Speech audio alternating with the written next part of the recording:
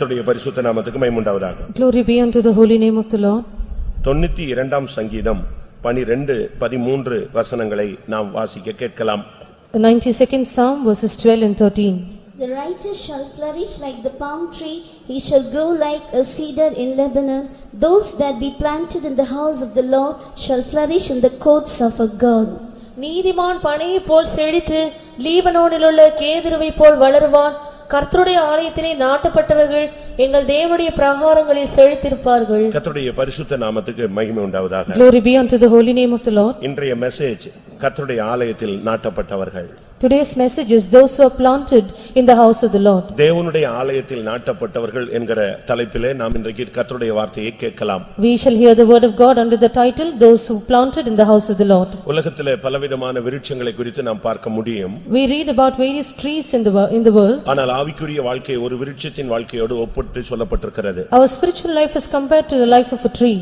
ஆனால் நாம் தேவனால் நாட்டப்பட்டவர்களாக இருக்க வேண்டும். But we should be those who are planted by the Lord. உலகத்திலே பலவிதமான விருட்சங்கள், செடிகள், தாவரங்களை நாம் பூமியிலே பார்க்கிறோம். We can find various kinds of trees and plants and shrubs on the earth. நீங்கள் இந்து மதத்தை நீங்கள் பார்த்தால் If you consider the Hindu religion, ஒவ்வொரு கோவிலுக்கும் ஒவ்வொரு தல விருட்சம் என்கிற ஒரு விருட்சத்தை வைத்திருக்கிறார்கள். for every temple they have a particular kind of a tree. அந்த மரம் தான் அந்த கோயிலுடைய சிறப்பு அம்சம். That one of the chiefest aspect of that temple is the tree there. ஆனால் நமக்கு அப்படி எந்த விதமான விருட்சங்களும் கிடையாது. But we do not hold such trees for us. நாம் இந்த சபையிலே நாம் முளைத்தவர்கள் அல்ல.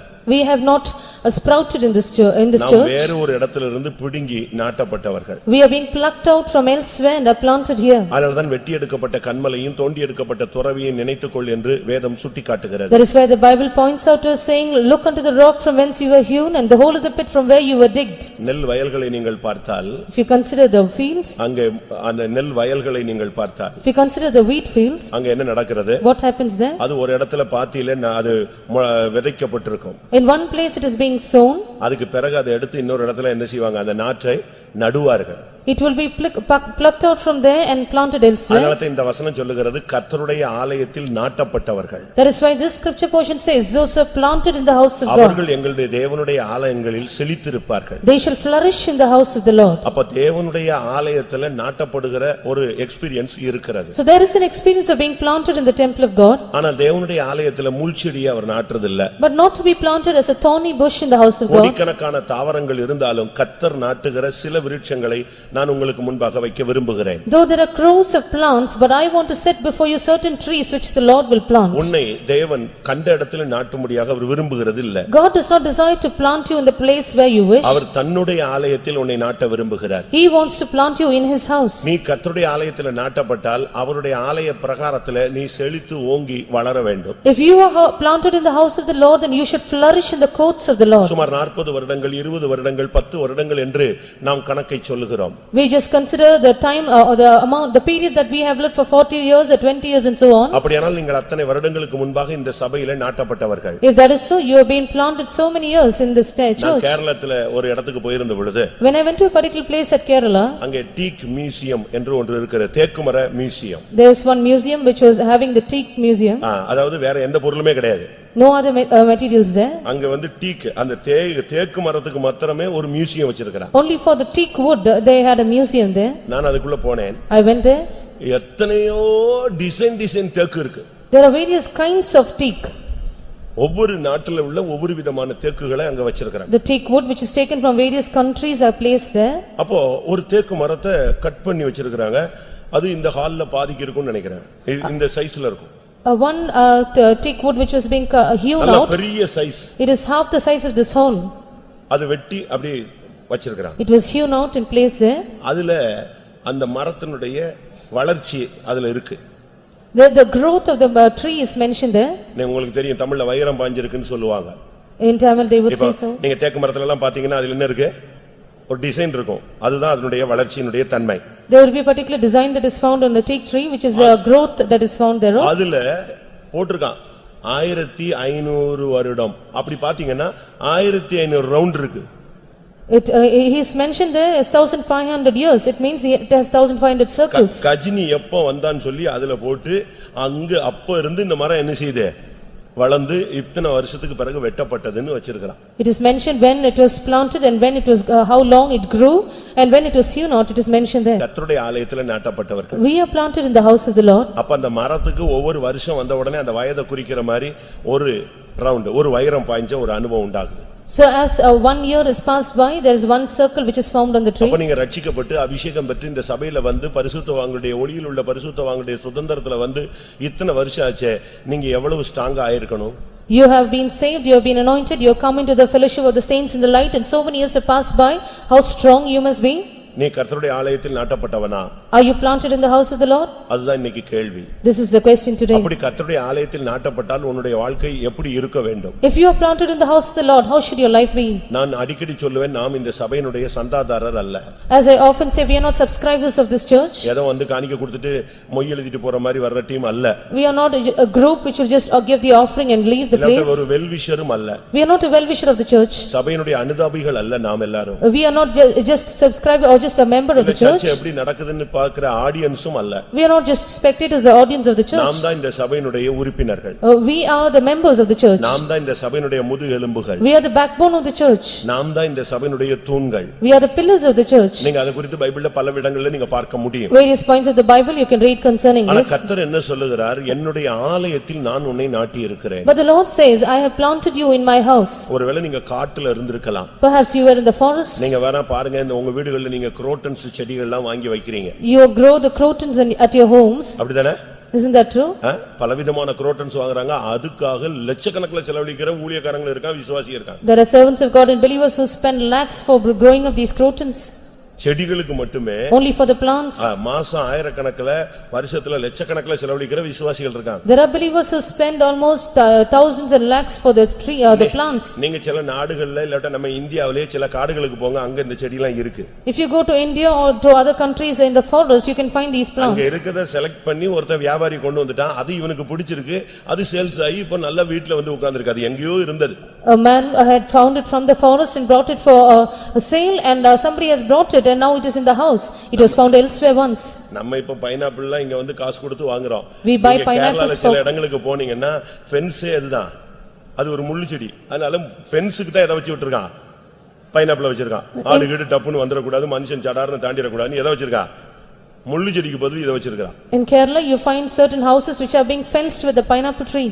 இப்ப நீங்க பாத்தீங்கன்னா இங்க வச்சிருக்கிற குரோட்டன்ஸ் எல்லாம் நீங்க வாங்கி வாங்கி வெட்டி விட்டு எல்லாம் காட்டு செடிகள் தான். ஆனா அது இங்க வந்து இப்ப ரேட் கூடிடுச்சு. அது போல நாமும் எங்கேயோ கிடந்தோம், இங்க தூக்கிட்டு வந்த பிறகுதான் நமக்கு விசேஷித்தவர்களாய் உன்னை விசேஷித்தவனாய் மாற்றினது எது? இந்த கிருபையும் கிறிஸ்தவமும். The crotons which you are growing at your home, which is of a great value, was once wild plants which were found in the forest. Even so, we were found elsewhere. The Lord has brought us here and made us differ from the other. அதனால தான் Bible சொல்லுகிறது, கர்த்தருடைய ஆலயத்தில் முளைத்தவர்கள்னு சொல்லல, விதைக்கப்பட்டவர்கள்னு சொல்லல. என்ன சொல்லிருக்கு? நாட்டப்பட்டவர்கள். The Bible does not say we are sprouted in the house of the Lord or we are sown in the house of the Lord.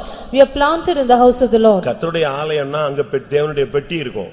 If it is the house of the Lord, the ark of the Lord is there. கர்த்தருடைய ஆலயம்னா அங்க நியாயப்பிரமாண புத்தகம் இருக்கும். There is the book of the law in the house of God. கர்த்தருடைய ஆலயம்னா அங்க ஆராதனை இருக்கும்.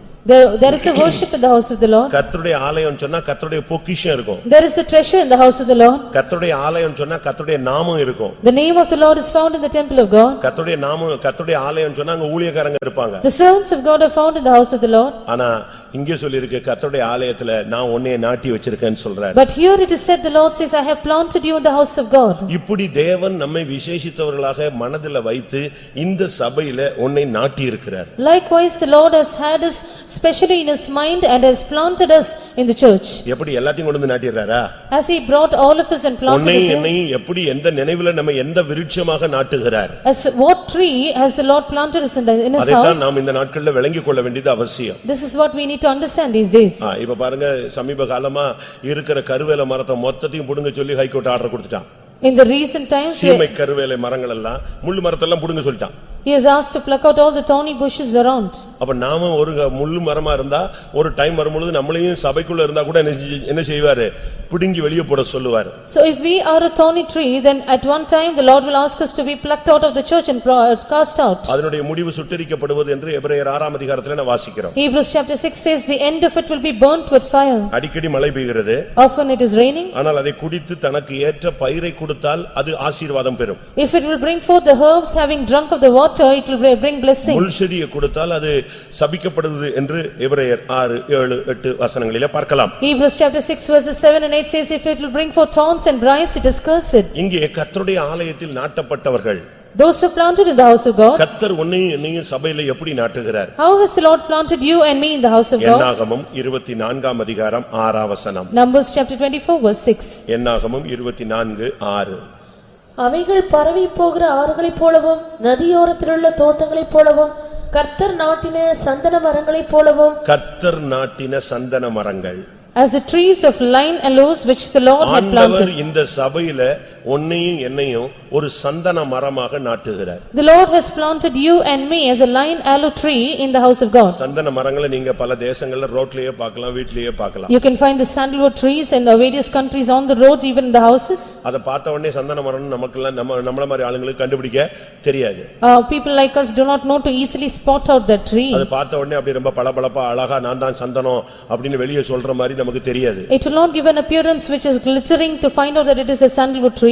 ஆனா அது விவரம் தெரிஞ்சவங்களுக்கு தான் கண்டுபிடிக்க முடியும். Those who have an understanding about it will easily spot it out. Munnar சைடுல நீங்க போனீங்கன்னா, If you go to the side of Munnar, ரோட்லயே இருக்கு. on the roads you can find. ஆனா அது சந்தன மரம் நமக்கு தெரியாது. But we do not know it is this tree. ஆனா கண்டுபிடிக்கணும்னா ஒரு வழி இருக்கு. There is one way to find out. Government என்ன பண்ணிருக்கான்? What has the government done? ரோட்ல அந்த மரம் நிக்கிறதுனால அதை பாதுகாக்கிறதுக்கு ஃபுல்லா ஒரு கம்பி வேலி போட்டு அதை உயர வரைக்கும் வெட்ட முடியாத அளவுல கட்டி வச்சிருக்கான். The government has put a barbed wire fence around each tree that no one will hew it out. அப்படின்னா என்ன அர்த்தம்? What does that mean? இந்த மரம் என்னது? பார்க்கிறதுக்கு அழகு இருக்காது, ரொம்ப பளபளப்பா இருக்காது, ரொம்ப பிரசித்தமா இருக்காது, ஆனா அதுக்குள்ள ஒரு வாசனை மறைஞ்சிருக்கு. It is not beautiful to look at, it does not have a smell or a fragrance out of the tree, but there is something which is inwardly built in it. அதே நேரத்துல அந்த வாசனை ஒரு குறிக்கப்பட்ட வளர்ச்சிக்கு பின்புதான் அது வெளியே வரும். It has a fragrance which will be brought out only after a particular growth. நீங்க சந்தன மர ஆலைகளுக்கு நீங்க போனீங்கன்னா, If you go to the places where there are this sandalwood is being hewn out, சில கம்பெனிகள் இந்த நம்முடைய தமிழ்நாட்டுல கூட இருக்கு. even in Tamil Nadu there are certain companies. அந்த சந்தனத்துல அந்த ஒரு எசன்ஸ் ஒரு இடத்துல எடுத்து நீங்க வச்சீங்கன்னா, நீங்க எத்தனை ட்ரிப் கழுவுனாலும் என்ன செய்யாது, அந்த ஸ்மெல் போகிறது இல்ல, அப்படியே உள்ள பதிஞ்சிருது. அந்த ஒரு டிராப்ஸ்க்கு அவ்வளவு மனம் உண்டு. If you take the sap out of the sandalwood tree and keep it, how much ever time you wash your hands, you cannot take out the fragrance out of your hands because it is so smelling.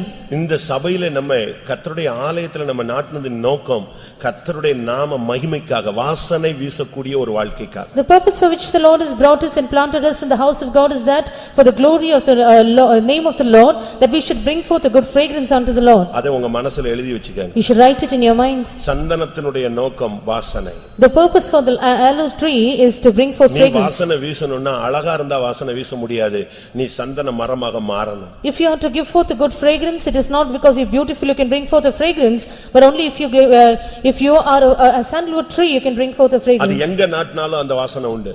Wherever it is planted there is a அது fragrance. எந்த இடத்துல இருந்தாலும் அதுக்கு வாசனை உண்டு. Wherever it is found there is a fragrance. வருஷங்கள் கூட கூட அதனுடைய வாசனை கூடுமே தவிர குறையவே குறையாது. As years pass by, only the fragrance will increase, it will not decrease. வளர வளர அதனுடைய ரேட் கூட. As it grows, its rates also increases. அது என்ன சைஸ் வளருதோ, எத்தனை வருஷம் கூடுதோ, அந்த அளவு அதனுடைய மதிப்பு கூடினது. The number of years it increases, the number of the size that it grows, to that extent its value also will increase. கர்த்தர் இந்த சபையில உன்னை வச்சிருக்கிறது கர்த்தருடைய நாம மகிமைக்காக என்பதை நீங்கள் விளங்கிக் கொள்ளணும். You should understand the Lord has kept you in this church, it is for the glory of the name of the Lord. அதுதான் தேவனுடைய திட்டம். That is the plan of God. என்னையும் உங்களையும் சபையில வச்சிருக்கிறாரு அப்படினா ஒரு வேப்ப மரமாக அல்ல. If God has set you and me in the church, it is not as a neem tree. இல்லவிட்ட ஒரு முள்ளு ஒரு கிச்சிலி மரமாக அல்ல. Or not as an apple tree. ஒருவேளை வேப்ப மரத்துல அதிக நிழல் இருக்கலாம். Perhaps because of the neem tree there is shade. அதிக குளுமை இருக்கலாம். There is also chillness or coolness. Oxygen வரலாம். You have oxygen. இப்படி எல்லாம் உலகத்தின்படி சொல்லலாம். Worldly they will speak like this. இந்த சபைக்கு நிழலா வைக்கல, இந்த சபையில கர்த்தர் ஒரு வாசனை பொருளாக திரவியமாக விருட்சமாக உன்னை மாற்ற விரும்புகிறார். The Lord has not kept you as a shadow or a shade in this church, but the Lord has made you as a fragrant or a material giving order in the church. உங்கள் எத்தனை பேர் மூலமாய் ஆண்டவருடைய நாமம் மகிமைப்படுகிறது? Through how many of you is of the Lord glorified? உங்கள் எத்தனை பேர் கர்த்தரை உயர்த்தக்கூடிய ஒரு வாழ்க்கை வாழ்கிறீர்கள்? How many of you living life whereby you exalt the Lord? யாக்கோபு ஒரு இடத்துல சொன்னான், Jacob in one place said, தன்னுடைய சொந்த பிள்ளைகளை பார்த்து சொன்னான், looking at his own children, he said, உங்களால என் வாசனை கெட்டு போயிருச்சுன்னு சொன்னான். my odor or my fragrance is lost because of அவனுக்கு you. 12-13 பிள்ளைகள் இருந்தாங்க. He had 13 children. ஆனா அவனுக்கு ஒரே ஒரு பிள்ளையின் மூலமாக தான் வாசனை கிடைச்சது. மத்த 12 பிள்ளைகள் மூலமா வாசனை கிடைக்கல. Only one among the 13 brought forth a good fragrance, or remaining 12 did not bring him a good fragrance. ஆதியாகமம் 34:30 பார்க்கும் பொழுது, நீங்கள் இந்த தேசத்தில் என்னுடைய வாசனையை கெடுத்து விட்டீர்கள். Exodus chapter 30, Genesis chapter 30 verse 34. அப்பொழுது யாக்கோபு சிமியோனையும் லேவியையும் பார்த்து, இந்த தேசத்தில் குடியிருக்கிற கானானியரிடத்திலும் பெர்சியரிடத்திலும் என் வாசனையை நீங்கள் கெடுத்ததினாலே என்னை கலங்க பண்ணினீர்கள். என் வாசனையை நீங்கள் கெடுத்து விட்டீர்கள். Thou hast made my odor or fragrance to நான் Lord. தேவனுடைய மனிதன் என்ற பெயரை நீங்கள் கெடுத்து விட்டீர்கள். You have made me lose that I am a man of God. உங்களுடைய பிள்ளைகள் உங்களுடைய வாசனையை கெடுக்கலாம். Your children might make you lose your savor. வேதம் என்ன சொல்லுகிறது? What does the Bible say? எவ்வளவு அழகான ஒரு பெர்ஃபியூம்ஸ், எவ்வளவு வாசனை வீசக்கூடிய ஒரு பெர்ஃபியூம்ஸா இருந்தாலும், How much of a fragrant a perfume might be? ஆனா பைபிள் என்ன சொல்லுகிறது? What does the Bible say? ஒரு ஈ போய் அதுல விழுந்து செத்து போச்சுன்னா, If a fly will go and die in the apothecary, பிரசங்கி 10 அதிகாரம் 1 வசனம். Ecclesiastes chapter 10 verse 1. செத்த ஈக்கள் தைலக்காரனுடைய பரிமள தைலத்தை நாரி கெட்டு போக பண்ணும். ஞானத்திலும் கணத்திலும் பேர் பெற்றவனை சொற்ப மதியீனமும் அப்படியே செய்யும். ஒரு ஈ விழுந்து அந்த சென்ட்டுக்குள்ள விழுந்துருச்சுன்னா, அதோட அந்த சென்ட் என்ன ஆயிடும்? அப்படி ட்ரிப்பாயி நாரி போயிடும். If a fly will fall into that ointment and die, with that it will be stinking. அதுபோல கர்த்தர் உன்னையும் என்னையும் சந்தன விருட்சமா வாசனை வீசக்கூடியா வச்சிருக்கிறாரு. ஆனா சொற்ப மதியினங்கள், 10 பைசாக்கு பெறாத ஒரு சின்ன ஒரு சாதாரண சீப்பான ஒரு சில சின்ன சுபாவங்கள்ல நம்முடைய லைஃபுடைய மகிமையே போயிடுது. The Lord has kept you and me as those which bring forth a good fragrance, but little folly will make us lose our glory. ஒரு பேச்சு, ஒரு சிரிப்பு, ஒரு விளையாட்டு, ஒரு தவறான ஒரு முன் உதாரணம் நம்முடைய வாசனையை கெடுத்துருது. Our talk, our smile, or when we do things in a jolly way, that which we do wrongly will make us lose our savor. யாக்கோபு சொல்றான், தன்னுடைய பிள்ளைகள் நிமித்தம் என் வாசனை கெட்டு போனதுன்னு சொல்லுகிறான். Jacob says, because of my children I have lost my savor. என்ன வாசனை எப்படி கெட்டுச்சு? How did he make him stink? தீனால் ஊரை சுத்துனதுனால வந்த கேடு. Because Dinah went to wander through the land, he lost the savor. ஒரு வித்தியாசமான Dress-அ போட்டுக்கிட்டு, She wore a different dress. ஒரு தெய்வீகத்துக்கு புறம்பாக, It was contrary to divinity. எல்லாரும் லைக் பண்ற மாதிரி நடந்ததுனால, Because she walked being liked by the others. அது அன்றைக்கு அவளுடைய வாழ்க்கைக்கு ஒரு பெரிய தீங்கை கொண்டு வந்தது. That brought an evil in her life. அது கடைசில ஒரு பெரிய சந்ததியை அழித்து விட்டது. Finally it brought a destruction to a great seed or a generation. அதனால யாக்கோபின் பிள்ளைகள் கொலைகாரர்களாக மாறினார். Because of which the children of Jacob became murderers. எப்படி இருக்கும் நீங்க யோசிச்சு பாருங்க. Just imagine how that would இந்த be. இடத்துல நடந்தது, யாக்கோபின் வாசனை கெட்டு போனது. This incident made the savor of Jacob to stink. நீங்க என்னாகும் 24ல வாசிச்சு பார்த்தது யாக்கோபினுடைய சந்ததியை பற்றி சொன்னவாத ஒரு வார்த்தை. Numbers chapter 24 speaks about the word which refers to the seed or the generation of Jacob. யாக்கோபே உன் வாசஸ்தலங்களும் இஸ்ரவேலே உன் கூடாரங்களும் எவ்வளவு அழகானவைகள்னு சொல்லிட்டு தான் கீழே இந்த சப்ஜெக்ட் வருது. அவன் கர்த்தர் நாட்டின சந்தன விருட்சம். After speaking about Jacob, about his habitation and about Israel and about his houses, it speaks of this trees which are being planted by the Lord. ஆனா இப்ப சந்தன விருட்சம் நார ஆரம்பித்து விட்டது. But now this sandalwood tree has started to stink. எப்படி இருக்கும் நீங்க பாருங்க. Just imagine how that would be. நாம் தேவனுடைய வாசனை வீசக்கூடிய முடியாக, தேவனுடைய நாமத்துக்காக நாம் தெரிந்தெடுக்கப்பட்டவர்கள். We are chosen for the name of the Lord that we may bring forth a good fragrance. வேதம் என்ன சொல்லுகிறது? What does the Bible say? உன்னத பாட்டு 3:6 வாசனை வீசி வருகிற இவர் யார்? ஏனென்றால் ஆண்டவர் சுகந்த வாசனை வீசக்கூடிய ஒரு நபர். Song of Solomon chapter 3 verse 6, he says, who is he who cometh bringing forth a good fragrance? Because God is one who bringeth forth a good fragrance. அதுக்காக நாம எல்லாரும் சென்ட் போட்டு வரணும்னு அல்ல. That does not mean we should use perfumes. ஆவிக்குரிய வாழ்க்கையில வந்துட்ட பிறகு, After coming to the spiritual life, உலக வாசனையை நாம் பேசுகிறது அல்ல. we do not speak of the perfume of this world. தேவன் நம்மை சந்தன விருட்சமாய் சபையில் வைத்திருக்கிறார். God has kept us as a tree of line aloes in the church. கர்த்தருடைய ஆலயத்தில் நாட்டப்பட்டவன். You You are planted in the house of God. தேவனுடைய தோட்டத்தில் நாட்டப்பட்டவன். You are planted in the garden of the Lord. உன்னை நாட்டினது தேவன். It is God who planted you. இன்னைக்கு கூட சபையில ஆயிரக்கணக்கான ஜனங்க இருப்பாங்க. There are thousands of people in the church today. ஒரு டைம் வரும்போது இதுல கொஞ்சம் அநேகர் இருக்க மாட்டாங்க. At one particular time, many will leave the church. அது பின்மாற்றமா? Is that backsliding? அது என்ன சம்பவித்தது? What has happened then? Bible சொல்லுகிறது என் பரமபிதாவினால் நடப்படாத நாற்றெல்லாம் வேரோடு பிடுங்கப்படும்.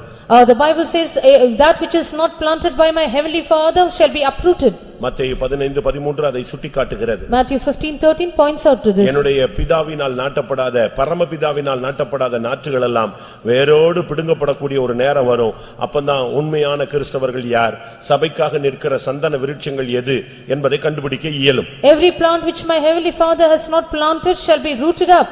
Only then we will find out who are the true Christians, who are those sandalwood trees planted by the Lord. நீங்க பாருங்க, சந்தன விருட்சம் கண்ட இடத்துல எல்லாம் வளராது. These sandal trees will not grow as and when we find. அது சாதாரண இடத்துல எல்லாம் வளராது. It will not be found in common places. அதுக்கு வளர்ச்சிக்கே அதுக்கு ஒரு கிளைமேட் தேவை. There is a particular climate needed for its growth. அதுபோல ஆவிக்குரியவன் கண்ட இடத்துலயும் வளர முடியாது. The spiritual people cannot grow in every place. சரியான சபையில தான் அவனால வளர முடியும். Only in a proper church they can grow. அது என்ன சுகந்த வாசனையிலேயே சுகந்த வாசனைன்னு ஒன்னு இருக்கு. Among the fragrance there is also called a sweet fragrance. இங்க இருக்கிற எல்லாருக்குமே ஒவ்வொரு fragrance பிடிக்கும். Each of you have your own likes about these perfumes of fragrance. அப்படிதானே? அப்படிதானே?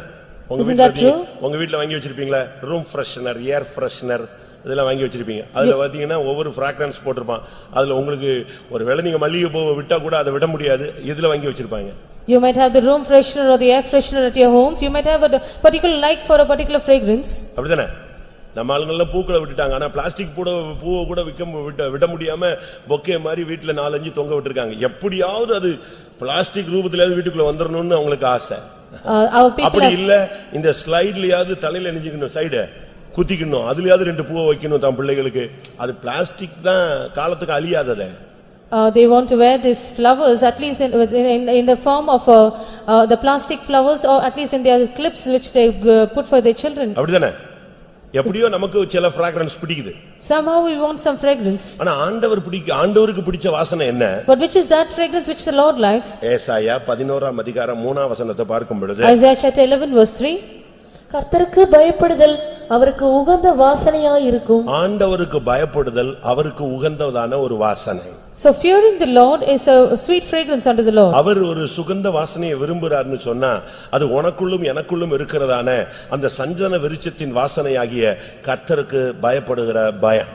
If the Lord desires a sweet fragrance, that is the fear of the Lord which is found in you and me.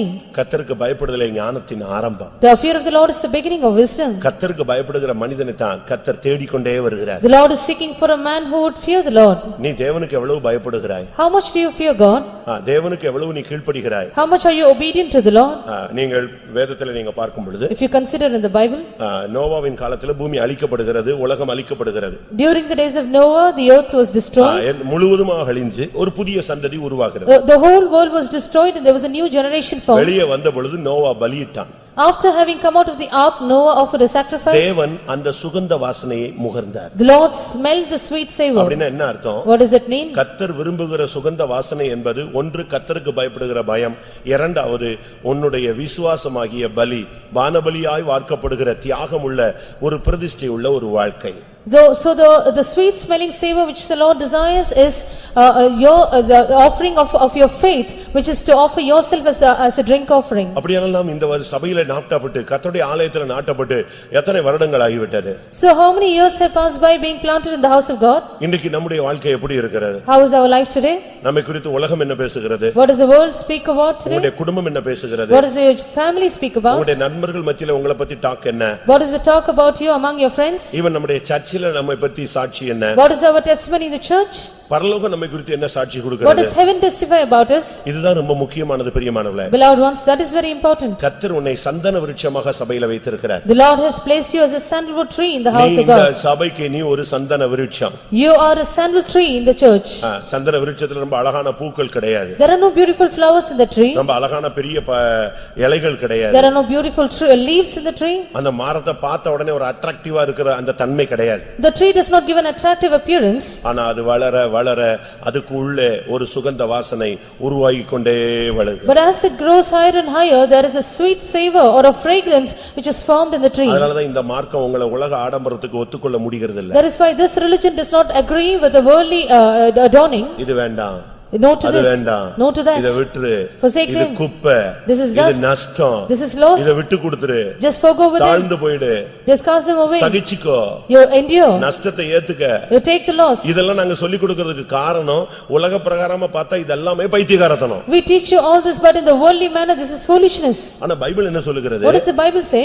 பைத்தியமாக தோன்றுகிற பிரசங்கத்தினாலே விசுவாசிகளை ரட்சிக்க தேவனுக்கு பிரியமாயிற்று. It was pleasing to God to save them who are believers through the preaching which was as foolishness. என்னப்பா இப்படி எல்லாம் பிரசங்கம் பண்றாங்க அப்படிம்பீங்க, ஆனா அதான் பிரசங்கம். You would say, what are they preaching? Is it how they preach? But that is the message. 1 கொரிந்தியர் 1:21 வசனத்துல இது தெளிவாக சொல்லப்பட்டிருக்கிறது. 1 Corinthians chapter 1 verse 21 gives us a clear understanding.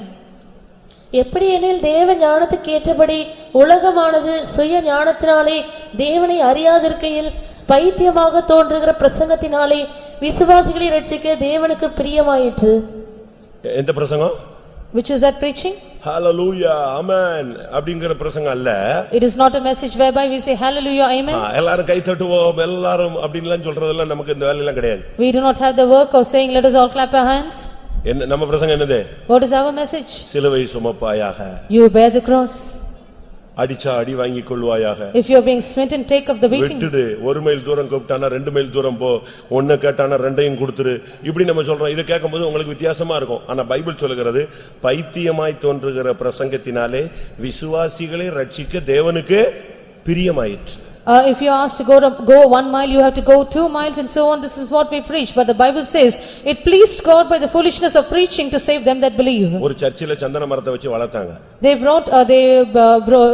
They had brought up a sandalwood tree in the church. ஒரு faith homeல வளர்த்தாங்க. They grew it in the faith home. அது வளர்ந்த மாதிரி வளர்ந்துச்சு, காஞ்ச மாதிரி காஞ்சிருச்சு. But it grew as it was growing and finally it withered away. அதுக்கு அந்த ஊருடைய climate என்ன செய்ய மாட்டேன்னுச்சு, ஒத்துக்க மாட்டேன்னுச்சு. The climate did not agree with the tree. ஒரு ஆவிக்குரியவனை பூமிக்குரிய இடத்துல கொண்டு போய் விட்டா அவனுக்கு ஒத்து வராது. வேலையை கூட விட்டுட்டு சோத்திரம் பண்ணிட்டு ஓடி வந்துருவான். If you take a spiritual man to an earthly place, he will not get set in that circumstance. He will even forsake his job and run away. எனக்கு அந்த இடத்துல பரிசுத்தவான்களுடைய ஐக்கியமே இல்ல. அதை விட நான் செத்து போறது நல்லதுன்னு வேலையை விட்டு வந்த விசுவாசிகள்லாம் இருக்காங்க. There are believers who have even lost their job because there is no holiness there and it is better they die. அருமையான சம்பளத்தை விட்டுட்டு ஓடி வந்துட்டான் அப்படி நம்ம சொல்லுவோம். ஆனா அவனுக்கு இந்த பிரசங்கத்தினால அவனை ரட்சிக்க தேவனுக்கு சித்தமாயிற்று. We would say they have let go of such a good earning and come away, but it was the will of God to save him through this preaching. ஆவிக்குரிய வாழ்க்கையில நீங்கள் தேவனுக்கு வாசனை வீசக்கூடியவளாய் மாற வேண்டும். In your spiritual life you should bring forth a good fragrance to the Lord. உன்னுடைய பேச்சோ, உன்னுடைய நினைவோ, உன்னுடைய தோற்றமோ, உன்னுடைய உடையோ, உன்னுடைய நடையோ, உன்னுடைய உட்கார்தலோ, எழுந்திருக்கிறதோ, உன்னுடைய பிரசங்கமோ, உன்னுடைய பாட்டோ, உன்னுடைய worshipோ, உன்னுடைய தெய்வீகமோ எல்லாம் தேவனுக்கு மகிமையாக வாசனையாக மாற வேண்டும். Your walk, your talk, or the wearing of your apparel, or your down sitting, or your uprising, your worship, your song, your message, whatever it might be, it should be sweet, giving forth a sweet fragrance unto the Lord. சங்கீதம் 52:8 பார்க்கும் பொழுது, Coming to Psalms 52 verse 8, அங்கே தாவீது தன்னை பத்தி என்ன சொல்லுகிறார்? what does David say about himself? நான் கர்த்தருடைய ஆலயத்தில் எப்படி இருக்கிறேன் தன்னை பத்தி சொல்லுகிறார். He mentions about himself as to how he is in the house of God. நானோ தேவனுடைய ஆலயத்தில் பச்சையான ஒலிவ மரத்தை போல் இருக்கிறேன். எப்படி தன்னை பத்தி அவன் எவ்வளவு அருமையான ஒரு சாட்சி சொல்றான். What a beautiful testimony he gives about himself. நானும் ஆலயத்துல தான் இருக்கிறேன். I am also in the house of God. ஆனா நான் ஆலயத்துல எப்படி இருக்கிறேன்? But how am I in the house of God? காஞ்சி போன கருகி போன ஒரு ஆளா இருக்கேன்னா எப்படி இருக்கிறேன்? Am I like a dry tree in the house of God? நீ கர்த்தருடைய சபையில் எப்படி இருக்கிறாய்? What is your state in the church of God? உன்னுடைய தனிப்பட்ட சாட்சி என்ன? What is your personal testimony? இத்தனை வருஷம் இந்த சபையில நீ எக்ஸ்பீரியன்ஸ் ஆயிருக்கிறியே, உன்னுடைய இன்றைய காலை 11 மணியினுடைய நிலவரம் என்ன? What you have so many years experience in the church, what is your state at 11 o'clock in this morning? நான் காஞ்சி தழுத்துக்கிட்டே இருக்கேன். அப்பப்ப தண்ணி ஊத்துறாங்க, கொஞ்சம் பச்சையா வருது, திருப்பி பிரச்சனை வந்த உடனே அப்படி காஞ்சிடுறேன். எப்படி உங்க ஸ்டேட்மெண்ட் எப்படி? What is your statement? Do you say I often become dry and wither away and often I am being watered and I will become little green and again I dry away? Is that your statement? ஆனா அவன் என்ன சொல்றான்? What does he say? நானோ தேவனுடைய ஆலயத்தில் நான் பச்சையான ஒலிவ மரத்தை போல இருக்கிறேன். But I am like a green olive tree in the house of God. அவனை சபையில கர்த்தர் ஒலிவ மரமாக வைத்திருக்கிறார். The Lord had set him as an olive tree in the house of God. ஒலிவ மரம் அபிஷேகத்தை காண்பிக்கிறது. The olive tree speaks of the anointing. அப்படிதானே? சகரியா 4ஆம் அதிகாரம் கடைசி வசனத்தை 14ஆம் வசனத்தை பார்க்கும் பொழுது Zechariah chapter 4 and verse 14. இவர்கள் சர்வலோகத்துக்கும் ஆண்டவராகிய இருக்கிற அவருக்கு முன்பாக நிற்கிற அபிஷேகம் பெற்றவர்கள். These are the anointed ones which stand before the Lord of the whole earth. ஆவிக்குரிய வாழ்க்கையில வந்துட்ட பிறகு After coming to the spiritual life, நீ இந்த சபையில ஒன்னு நீ சந்தன விருட்சமா இருக்கணும், இல்லாவிட்டா நீ ஒலிவ மரமாக இருக்கணும். either you should be a sandal tree in the church or an olive tree in the church. சபையில அபிஷேகம் பெற்ற ஒரு சபையாக நாம் மாற வேண்டும். We should become an anointed group in the church. உங்களில் யாருக்காவது அபிஷேகம் இல்லாவிட்டால் நீங்கள் கொழுமை இல்லை என்று அர்த்தம். If any of you are lacking the anointing, it means you have lost the fatness. ஒருவேளை நீங்க சர்ச் பிலீவராக இருக்கலாம். Maybe you are a believer of the church. இந்த சபையினுடைய ரொம்ப அதிக ஒத்தாசை உள்ளவளாக இருக்கலாம். You might be of a great support and help to the church. ஆனா நீ பச்சையான ஒலிவ மரமா இருக்கணும்னு நானும் ஆண்டவர் விரும்புகிறோம். But I and the Lord desire that you should be a green olive tree. அதுதான் ரொம்ப முக்கியமானது. That is very important. கர்த்தர் இந்த இடத்துல உன்னை வச்சிட்டு நீ காஞ்சி போய் ஒண்ணுமில்லாம ஓஞ்சி போன ஒண்ணுமில்லாம இருந்தேன்னா உன்னை வைத்து இந்த சபையில ஏதாவது பிரயோஜனம் இருக்கா? If the Lord has set you here and you have become dry and of nothing, what is the profit of you being in the church? ஒரு வீட்ல புருஷன் இருக்காருன்னு வெச்சுக்கங்களேன். Suppose there is a husband of the இல்ல house மனைவியே இருக்கான்னு or வெச்சுக்கோங்க. the wife இல்ல பிள்ளைகள் இருக்குன்னு or வெச்சுக்கோங்க. there are children. எல்லாம் கோமா ஸ்டேஜ்ல இருந்தா எப்படி இருக்கும்? If all of them are in the coma stage, what is the state then? உங்க புருஷன் கோமால போயிட்டாருன்னா எப்படி இருக்கும்? If your husband is in the coma stage, what is your state உங்க then? மனைவி கோமால இருந்தா என்ன பண்ணுவீங்க? Or your wife? வேற ஒரு ஆளை கல்யாணம் கட்டிக்குவோம் அப்படிங்கறீங்களா? எப்படி? Do you think we will marry someone else? எப்படி வேலை செய்யுதுன்னு எனக்கு தெரியல. I do not know how your brain will work. யோசிச்சு பாருங்க. You can imagine. கர்த்தர் சபையில உன்னைய பச்சையான ஒலிவ மரமாக வைக்க விரும்புகிறார். God desires to set you as a green olive tree in the house of God. What does that mean? எப்பொழுதும் அபிஷேகத்தில் உள்ளவனாக நீ இருக்கணும். You should be always filled with the anointing. ஒலிவ மரத்திற்கு ரெண்டு தன்மை இருக்கிறது. There are two attributes of an olive tree. நீங்க பாருங்க இந்த ஒலிவ எண்ணெய் இப்போ ரொம்ப அதிகமா சேல்ஸ் ஆகுது. The olive oil is on greater sale now. அதுவும் பார்த்தா ரொம்ப அழகான மரம் எல்லாம் கிடையாது. It is not of a beautiful appearance. ஆனா அதுக்குள்ள ஒரு ஜீவன் வச்சிருக்கார். But there is life in the tree. அந்த ஒலிவ எண்ணெயை பைபிள் சொல்லுகிறது அந்த ஒலிவ மரத்தை பத்தி அது கொழுமை என்று சொல்லுகிறார். The Bible calls about the olive tree, the olive oil is of fatness. அப்படிதானே? நியாயாதிபதிகள் 9ஆம் அதிகாரம் 9ஆம் வசனம். Judges chapter 9 verse 9. அதற்கு ஒலிவ மரம், தேவர்களும் மனுஷரும் புகழுகிற எண்ணிலுள்ள என் கொழுமையை நான் விட்டு மரங்களை அரசாள போவேன். தேவர்களும் மனிதர்களும் புகழுகிற கொழுமை. My fatness whereby they honor God and man. அதுதான் நமக்குள்ள இருக்கிற ஒரு விசேஷித்த அபிஷேகம். There is a special anointing that is found within us. இந்த புதிய ஏற்பாட்டில் நமக்குள்ள இருக்கிற அபிஷேகம் வந்து தேவர்கள், தேவ தூதர்கள், அடுத்ததாக மனிதர்கள். நீ அபிஷேகம் பெற்றவனா அப்போ தேவன் உன்னோடு இருக்கிறார். The anointing that we possess in the New Testament period is that the angels of God and also men will honor us through the fatness that is in அபிஷேகம் us. பெற்றவன் ஒரு விசேஷித்தவன். Those who are anointed are special. அபிஷேகம் தான் இந்த மார்க்கத்தினுடைய உன்னுடைய கொழுமை. Anointing is the fatness of the religion that you have. எவ்வளவு அபிஷேகம் உனக்குள்ள இருக்கோ அவ்வளவு நீ கொழுமை உள்ளவனாக இருக்கிற. The more and more you are anointed, to that extent you are fatted. எவ்வளவு அபிஷேகம் இருக்கோ அவ்வளவு உனக்குள்ள பச்சை தன்மை இருக்கு. The more you are being anointed, to that extent you have the greenness in you. ஆலயத்தில் ஒலிவ மரம் சொல்லாம கொஞ்சம் வித்தியாசப்படுத்தி சொல்றான். He does not say I am just an olive tree in the house of God. அப்படிதானே? நான் கர்த்தருடைய சமூகத்துல ஒரு சந்தன விருட்சம் சொன்ன மாதிரி நான் கர்த்தருடைய சமூகத்துல நான் ஒலிவ மரமா இருக்கிறேன்னு சொல்ல அதுக்கு ஒரு பாயிண்ட் சொல்றான். நான் எப்படிப்பட்ட ஒலிவ மரம்? பச்சையான ஒலிவ மரம். He does not say I am just the olive tree in the house of God. He makes mention that he is a green olive tree in the house of God. உன்னுடைய அபிஷேகம் உன்னுடைய கொழுமை குறைய கூடாது. Your anointing, your fatness should not decrease. அபிஷேகம் பெறும் பொழுது நாம் ஓரளவு பெற்றுக்கொள்றோம். நாளுக்கு நாள் அந்த அபிஷேகத்துல உள்ளான மனுஷன் நாளுக்கு நாள் பலப்பட வேண்டும். At first when we receive the anointing, we receive it to a particular extent, but day by day our inner man should be strengthened. ஒரு சிலர்லாம் அந்நிய பாஷை பேசுவாங்க.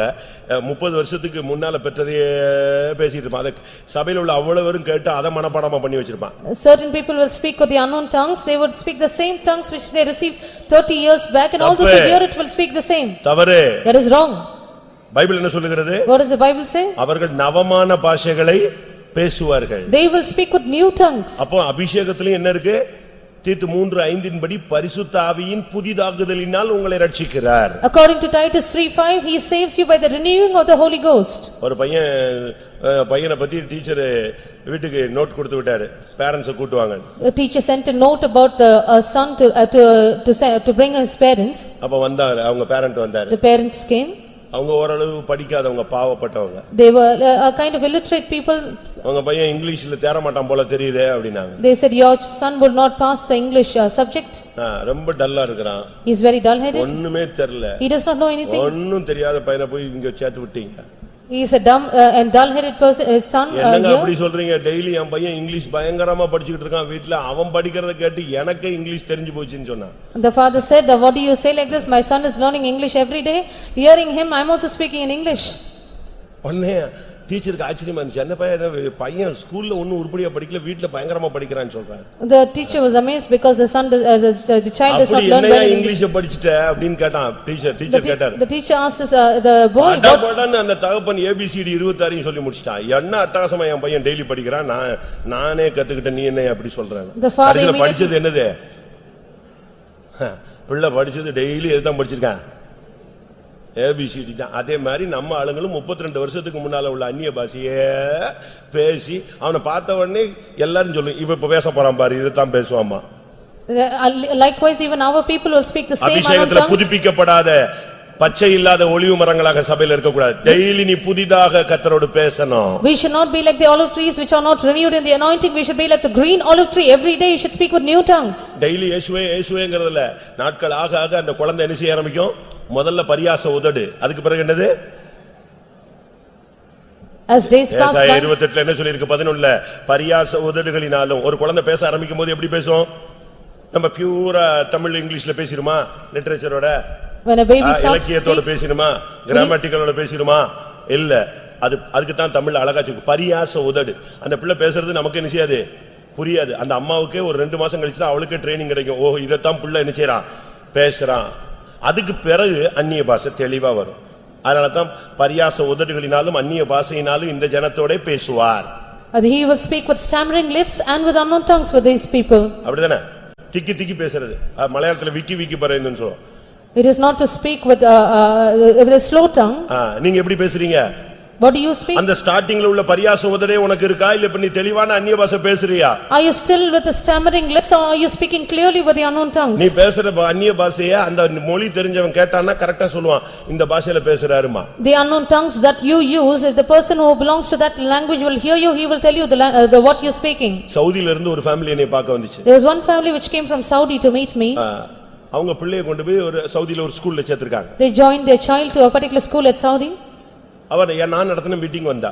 So she attended one of the meetings which I conducted. முடிஞ்சு போகும்போது அவங்க அம்மாட்ட சொல்லிருக்கா, பாஸ்டர் வந்து 2 லாங்குவேஜ் பேசுறாரு, டிஃபரண்ட் லாங்குவேஜ், இந்த நாட்டுல உள்ள லாங்குவேஜ் பேசுறாரு, 2 லாங்குவேஜ் மிக்ஸ் ஆகி பேசுறாரு அப்படின்னு சொல்லிட்டு போய். At the end of the meeting she told her mother, pastor speaks with 2 kinds of languages which belong to 2 countries.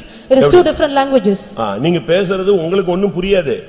You will not understand what you are speaking. ஆனா நீ பேசுறது ஒரு நாட்டினுடைய பாஷை. But it is the language of a particular country what you speak. நீ அந்நிய பாஷை பேசணும். You have to speak with unknown tongues. புதிதான நவமான பாஷைகள் வாசிங்க. மார்க் 16:17 இருக்கு. Mark 14:17. சும்மா இந்த பழைய பாஷையை பேசிட்டு யாராவது இங்க இருந்தீங்கன்னா நிப்பாட்டிடுவேன். விசுவாசிக்கிறவர்களால் நடக்கும் ABCD பேசுற ஆளுங்கெல்லாம் தேவையில்லை, கொஞ்சம் நல்லா இங்கிலீஷ் பேசுற ஆளுங்க தேவை. வாசிங்க. விசுவாசிக்கிறவர்களால் நடக்கும் அடையாளங்களாவன, என் நாமத்தினாலே பிசாசுகளை துரத்துவார்கள், நவமான பாஷைகளை பேசுவார்கள். நவமான பாஷைகளை பேசுவார். நவன என்னது? புதிய பாஷைகள். They shall speak with new tongues. ஒரு ஆள் அந்நிய பாஷை பேசிக்கிட்டே இருந்தான். A person was speaking with unknown tongues. அவருக்கு என்ன நினைப்புன்னா, தாம் பெரிய பரிசுத்தவான்னு நினைச்சிட்டு பேசிட்டு இருக்கான். He thought he was a saint and he continued speaking. அப்பப்ப டப்புன்னு அந்நிய பாஷை பேசுறது. Very often he would speak. அதே பாஷை தெரிஞ்ச ஒரு ஆள் வந்தான். A man who understood that language was there. அவன் திரும்பி இவனை பார்த்தான். என்ன இவன் ஒரு மாதிரி பேசுறானே, எதுக்கு இதையே திருப்பி பேசுறான்? He looked at him astonishingly why he was repeating the same words. ஒரு ஆளு ஆபீஸ்ல வேலை செஞ்சிட்டு இருக்கும்போது அப்பப்ப திடீர்னு டைம் கிடைக்கும்போது நம்ம சோத்திரமே அதே மாதிரி ஒரு அந்நிய பாஷை பேசுறார். A man who was often speaking with unknown tongues while he was working at his office. அத அந்த ஏரியால கிராஸ் பண்ண ஒரு அந்த மொழி தெரிஞ்சவன் ஒருத்தன் பார்த்துட்டான், கேட்டுட்டான். A man who understood that language who passed by that area, he heard him speak. ஒரு 2 நாள் பார்த்தான். After 2 days, இதே தான் பேசிட்டே இருக்காங்க. he continued the same word. அவன் நேரா வந்தான். He came to him. நீ இப்ப ஒரு லாங்குவேஜ்ல பேசனில்ல, அது என்னதுன்னு கேட்டான். You spoke with one language, what is that? நான் ஜெபத்துல அந்நிய பாஷை பேசுறேன் அப்படினா. I am speaking with unknown tongues in prayer. ஓஹோ, பிரேயர்ல அந்நிய பாஷைன்னு ஒன்னு இருக்கா? சரி, நீ என்ன பேசணும் உனக்கு தெரியுமான்னு கேட்டான். He said, do you know what you are speaking? நான் தேவனோடு பேசுறேன். I am speaking with God. நீ பேசுனது அர்த்தம் சொல்லட்டுமானா? Shall I tell you the interpretation of what you spoke? சொல்லு பார்க்கலாம். உனக்கு தெரியுமா அந்த பாஷை? நான் பேசுற அந்நிய பாஷை உனக்கு தெரியுமா? சொல்லு அப்படினா. He said, go on. இன்னும் நீ சிகரெட் குடிப்பது ஏன் விடவில்லை அப்படின்னு நீ பேசுறடான்னா. இவன் பக்குன்னு ஆயி போச்சு. என்னது? He said, அப்பதான் why? புரிஞ்சது இவர் அந்நிய பாஷையும் பேசுறாரு, எதையும் அடிக்கிறாரு. ஆவியானவர் உள்ள இருந்து பேசுறாரு, விடு விடு இதத்தான் பேசுறாரு. இவன் என்ன நினைச்சிட்டு இருக்கான், பெரிய அந்நிய பாஷையில பேசி கொடி ஏத்துறாருன்னு நினைச்சிட்டு இருக்கான். The Spirit of the Lord from within him said, why have you not forsaken smoking till now? And he thought he was speaking with unknown tongues and he was அவன் lifting up a flag. சொன்னா, நீ machine கிட்ட நின்னுகிட்டு நீ என்னத்த பேசிட்டு இருக்க? What are you machine operate பண்ணிக்கிட்டு நீ பெருசா அந்நிய பாஷை பேசுற, நீ பேசுற பாஷை இன்னும் என் மகனே நீ ஏன் இதை விடவில்லை, சிகரெட்டை விட முடியவில்லை, விடு. இதை தாண்டா உனக்கு நீ திருப்பி திருப்பி நீ சொல்லிட்டு இருக்க, மிஷினை பார்த்து இதை பேசிட்டு இருக்க, உன்ட்ட ஆண்டவர் எதை பேசிட்டு இருக்காரு? அதுக்கு பிறகுதான் இவனுக்கு அப்படியே திருட காலில் தேல் கொட்டின மாதிரி முழிச்சான். ஆஹா நம்ம அதுக்கு பிறகுதான் புரிஞ்சுது இவன் சிகரெட் குடிக்கிற ஆளு, இவரு அந்நிய பாஷையை மட்டும் ரொம்ப தெளிவா பேசிட்டு இருக்காரு. ஆவியானவர் உள்ள இருந்து போராடுறாரு, மகனே விடு விடுன்னு. இது உனக்கு புரியல, திருப்பி எதுக்கு நீ அந்நிய பாஷை பேசுற? He was speaking with unknown tongues, but the Spirit of the Lord was striving with him from within. Without understanding that, he spoke with unknown tongues. கர்த்தருடைய வார்த்தையை புரிஞ்சுக்கணும், You should understand the word of the Lord. சத்தியத்தை புரிஞ்சுக்கணும். Understand the truth. நீ பேசுற தப்ப கூட ஆவியானவர் உன்னோட பேசிட்டு இருப்பார், நீ இதை போட்டு மைக்ல கத்திக்கிட்டு இருப்ப. You will, what you speak, the Spirit of the Lord is speaking with you, but you are speaking with that. தெளிவா நீ இருக்கணும் ஆவிக்குள்ள. You have to be clear in your spirit. அந்த ஆவியினாலே பகுத்தறிதல் உனக்கு தேவை. You should have to discern in the spirit. அவ்வளவுதான். இன்னையில இருந்து பாதி பேர் அந்நிய பாஷை பேச மாட்டீங்கன்னு நினைக்கிறேன். I think half of you will stop speaking with unknown tongues எனக்கு now. அது பேசி நம்ம தப்பா பேசிடுவோமா? Will I speak wrongly? அப்படி அல்ல. It is not so. ஆவியானவர் உனக்குள்ள கரெக்ட்டா பேசுறாருன்னா உனக்குள்ள இளைப்பாறுதலும் சமாதானமும் நதியை போல வந்துகிட்டே இருக்கும். If the Spirit of the Lord is speaking rightly from within you, you will have rest and peace flowing as a river. சிலர்லாம் ஆவியில வரும்போது அழுகுறாங்க. யார் அழுகுறா? ஆவியானவர் உனக்குள்ள இருந்து கண்ணீர் விடுறாரு. Some will weep as they get filled in the Spirit. Who is weeping? The Spirit of the Lord is weeping from within you. ஒரு சிலர் வாயே திறக்க மாட்டான், திடீர்னு பாத்தீங்கன்னா பயங்கரமா அழுது கத்தி போராடி ஜெபம் பண்ணுவான்.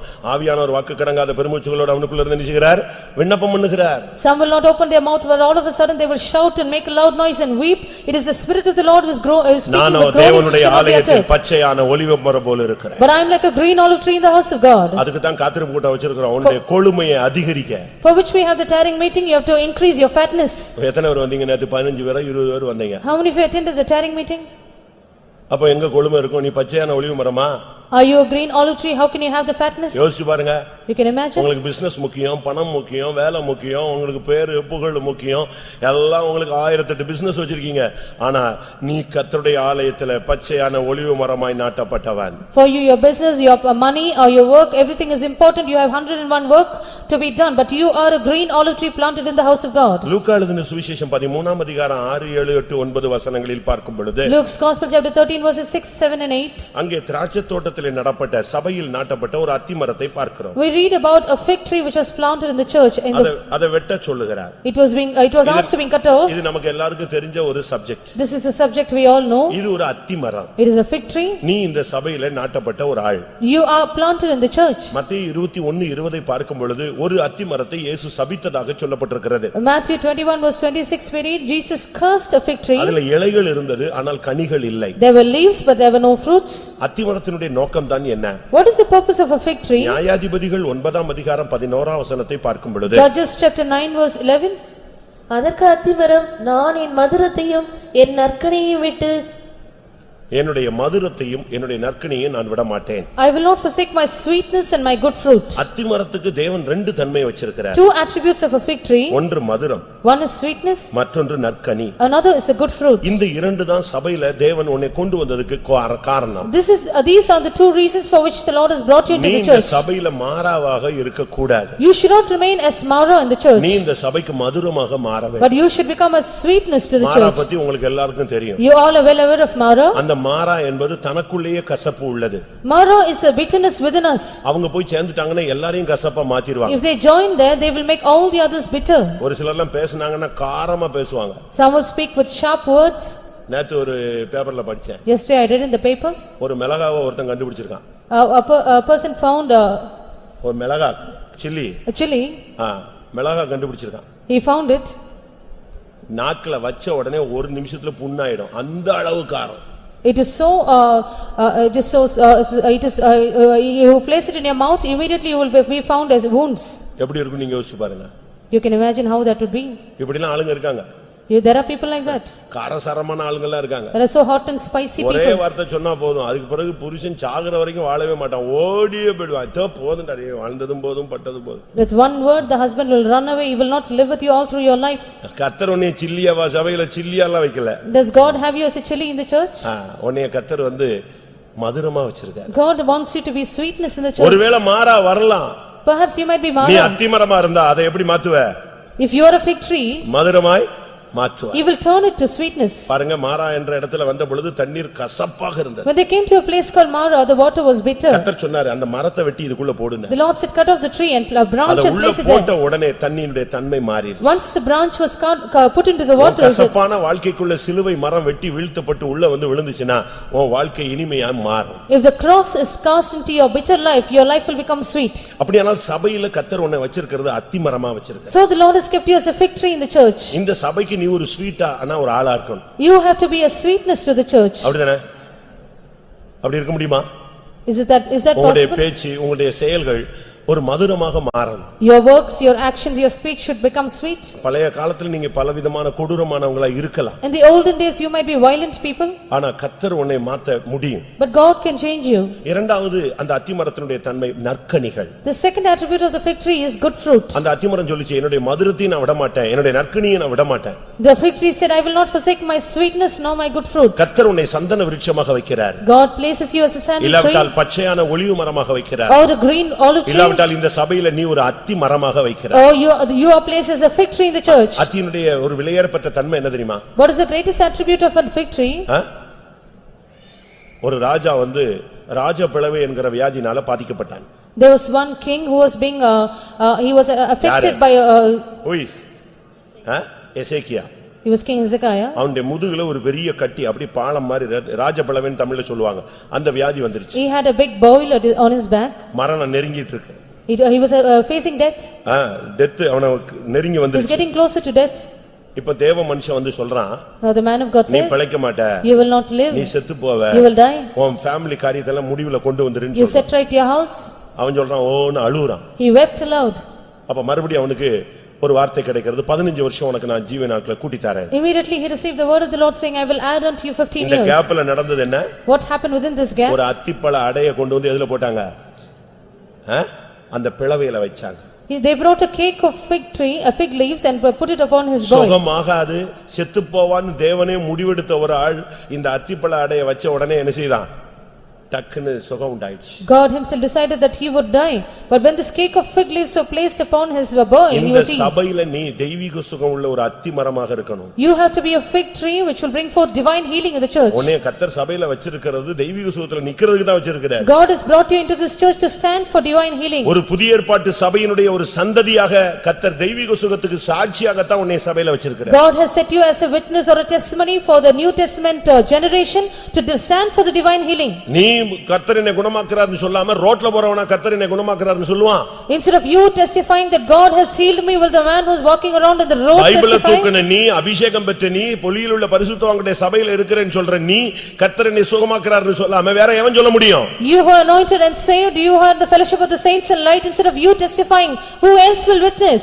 சிலுவையில் சம்பாதித்த அந்த தெய்வீக சுகத்துக்கு சுதந்திரவாளிகள் நாம் தான். We are the heirs of the divine healing which was purchased on the cross. அதனால தான் பைபிள் சொல்லுகிறது, பிள்ளைகளுடைய அப்பம் யாருக்கு உரியது? தெய்வீக சுகம் பிள்ளைகளுடைய அப்பம். That is why the Bible says divine healing is children's bread. அதனால தான் இயேசு என்ன சொன்னாரு? What does Jesus say? பிள்ளைகளின் அப்பத்தை நான் யாருக்கு போட மாட்டேன், மத்தவனுக்கு கொடுக்க மாட்டேன், நாய்க்குட்டிகளுக்கு தர மாட்டேன்னு சொல்றார். I will not take the children's bread and cast it to dogs. அது தேவனுடைய பிள்ளைகளுக்குரியது. That belongs to the children of God. நீ ஒரு அத்திமரமாக இருந்தால் அநேகரை குணமாக்க கூடியவனாய் மாறுவாய். If you are a fig tree, then you will be able to heal many. தெய்வீக சுகம் என்பது தேவனுடைய பிள்ளைகளுக்குரியது, அற்புத சுகம் என்பது புதியவர்களுக்குரியது. Divine healing belongs to the people of God and miraculous healing belongs to the new ones. கர்த்தருடைய பரிசுத்த நாமத்துக்கு மகிமை உண்டாவதாக. Glory be to the holy name of the Lord. ஏசாயா 61:3 பார்க்கும் பொழுது, Isaiah chapter 61 verses 1 and 3. அந்த மூணாம் வசனத்தினுடைய கடைசி பகுதி என்ன சொல்லுகிறது? What does the last portion of verse 3 say? அவர்கள் கர்த்தர் தம்முடைய மகிமைக்கென்று நாட்டின நீதியின் விருட்சங்கள் எனப்படுவார்கள். அவர்கள் கர்த்தர் தன்னுடைய மகிமைக்கு என்று நாட்டின நீதியின் விருட்சங்கள். They are the trees of righteousness, planting of the Lord, which he might be glorified. இப்படி ஒரு விருட்சம் எழுத்தின் பிரகாரமாக உலகத்துல கிடையாது. There is no such a little tree in this world. அத்தின் மரம் இருக்கு, There is a fig tree, சந்தன மரம் இருக்கு, the sandal tree, ஒலிவ மரம் இருக்கு. the olive tree. ஆனா இங்க ஒரு விருட்சம் இருக்கு. அது என்ன விருட்சம்? But here there is a tree. What is that? நீதியின் விருட்சம். அப்படி பைபிள் உலகத்துல எந்த மரமும் கிடையாது. The tree of righteousness. உன்னையும் என்னையும் குறித்து சொல்லப்பட்ட வார்த்தை. It is a word which pertains to you and me. இவர்கள் என்னுடைய நாம மகிமைக்கென்று அவர்கள் வைக்கப்பட்டு நாட்டப்பட்டிருக்கிற நீதியின் விருட்சங்கள். They are the trees of righteousness, the planting of the Lord, that he might be glorified. அப்படியான நீ நீதியை நிறைவேற்றணும். If that is so, you should fulfill the சரியான righteousness. ஞானஸ்நானம் எடுக்கணும். You have to take proper water baptism. பரிசுத்தாவினால் நிரப்பப்படணும். Be filled with the Holy Spirit. நம்முடைய நீதி என்ன? நம்முடைய நீதி பரிசுத்தவான்களுடைய நீதி. Our righteousness is the righteousness of the saints. சுத்தமும் பிரகாசமுமான மெல்லிய வஸ்திரம் தரிக்கும்படி அவளுக்கு அளிக்கப்பட்டது. அது பரிசுத்தவான்களுடைய நீதிகளே. It was given unto her to wear the fine and the clean linen. It is the righteousness of the அது என்ன saints. பரிசுத்தவான்களுடைய நீதி? What is the righteousness of the saints? 1 கொரிந்தியர் 6 அதிகாரத்துல பார்க்கும் பொழுது Going to 1 Corinthians chapter 6. நஷ்டத்தை பொறுத்துக் கொள்ளுகிறது, To endure the loss. அநியாயத்தை சகித்துக் கொள்ளுகிறது தான் பரிசுத்தவான்களுடைய நீதி. To bear with the injustice is the righteousness of the saints. அநியாயத்தை சகிக்கிறது, To bear the injustice. நஷ்டத்தை பொறுத்துக் கொள்றது. To bear with the loss. அப்படி விடும் பொழுதுதான் When we do so, அதுதான் பேரு பரிசுத்தவான்களுடைய நீதி. that is the righteousness of the saints. இன்னைக்கு எத்தனை பேருக்கு அப்படி விட முடியும்? How many of us can do so? நீ தேவனுடைய நாம மகிமைக்கென்று சிருஷ்டித்து உருவாக்கி படைத்ததான நீதியின் விருட்சம். You are the tree of righteousness which have been planted and formed for the glory of the Lord. நீ தேவனுடைய நீதியை நிறைவேற்றணும். You have to fulfill the righteousness of நீ God. செய்கிறது தேவ நீதியாக இருக்கணும். What you do should be a righteousness of God. மனித தன்மையில் இருக்க கூடாது. You should not be the human nature. நீ பேசினாலும் நடந்தாலும் எந்த நியாயம் தீர்த்தாலும் அது தேவ நீதிக்கு ஏற்ற மாதிரி இருக்கணும். You speak or you walk or you judge, it should be according to the righteousness of God. இன்னைக்கு எத்தனை பேர் அப்படி இருக்கிறோம்? How many of us are like this now? இன்னைக்கு எத்தனை பேர் நீதியின்படி செயல்படுகிறோம்? How many of us operate or act according to நீதி righteousness? செய்கிறவன் இன்னும் நீதி செய்யட்டும். He that is just, let him be more just. அநீதி செய்கிறவன் இன்னும் அநீதி செய்யட்டும். He that is unjust, let him be unjust still. ஆனால் நாம் நீதி செய்கிறவர்களாய் மாற வேண்டும். But let us be those who work out righteousness. அவர்கள் என்னுடைய மகிமைக்கென்று நாட்டப்பட்ட நீதியின் விருட்சங்கள். They are the trees of righteousness which are planting for my name to be glorified. அப்படினா அவங்க லைஃப் எப்படி இருக்கும்? If that is so, how should our life be? ஏசாயா 61 1 2 3 வசனங்கள்ல ஒரு பெரிய ஊழியக்காரனுடைய வாழ்க்கை அங்கே சித்தரிக்கப்பட்டிருக்கிறது. Isaiah chapter 61 verses 1 through 3, we have the life of a servant of God being inscribed. ஒரு மகிமையின் நீதியின் விருட்சம்னா என்ன? What is the glory of the Lord for the tree of righteousness? அவங்க இருதயம் நொறுங்குண்டவர்களுக்கு காயம் கட்டுவாங்க. They will bind the wounds of the broken hearted.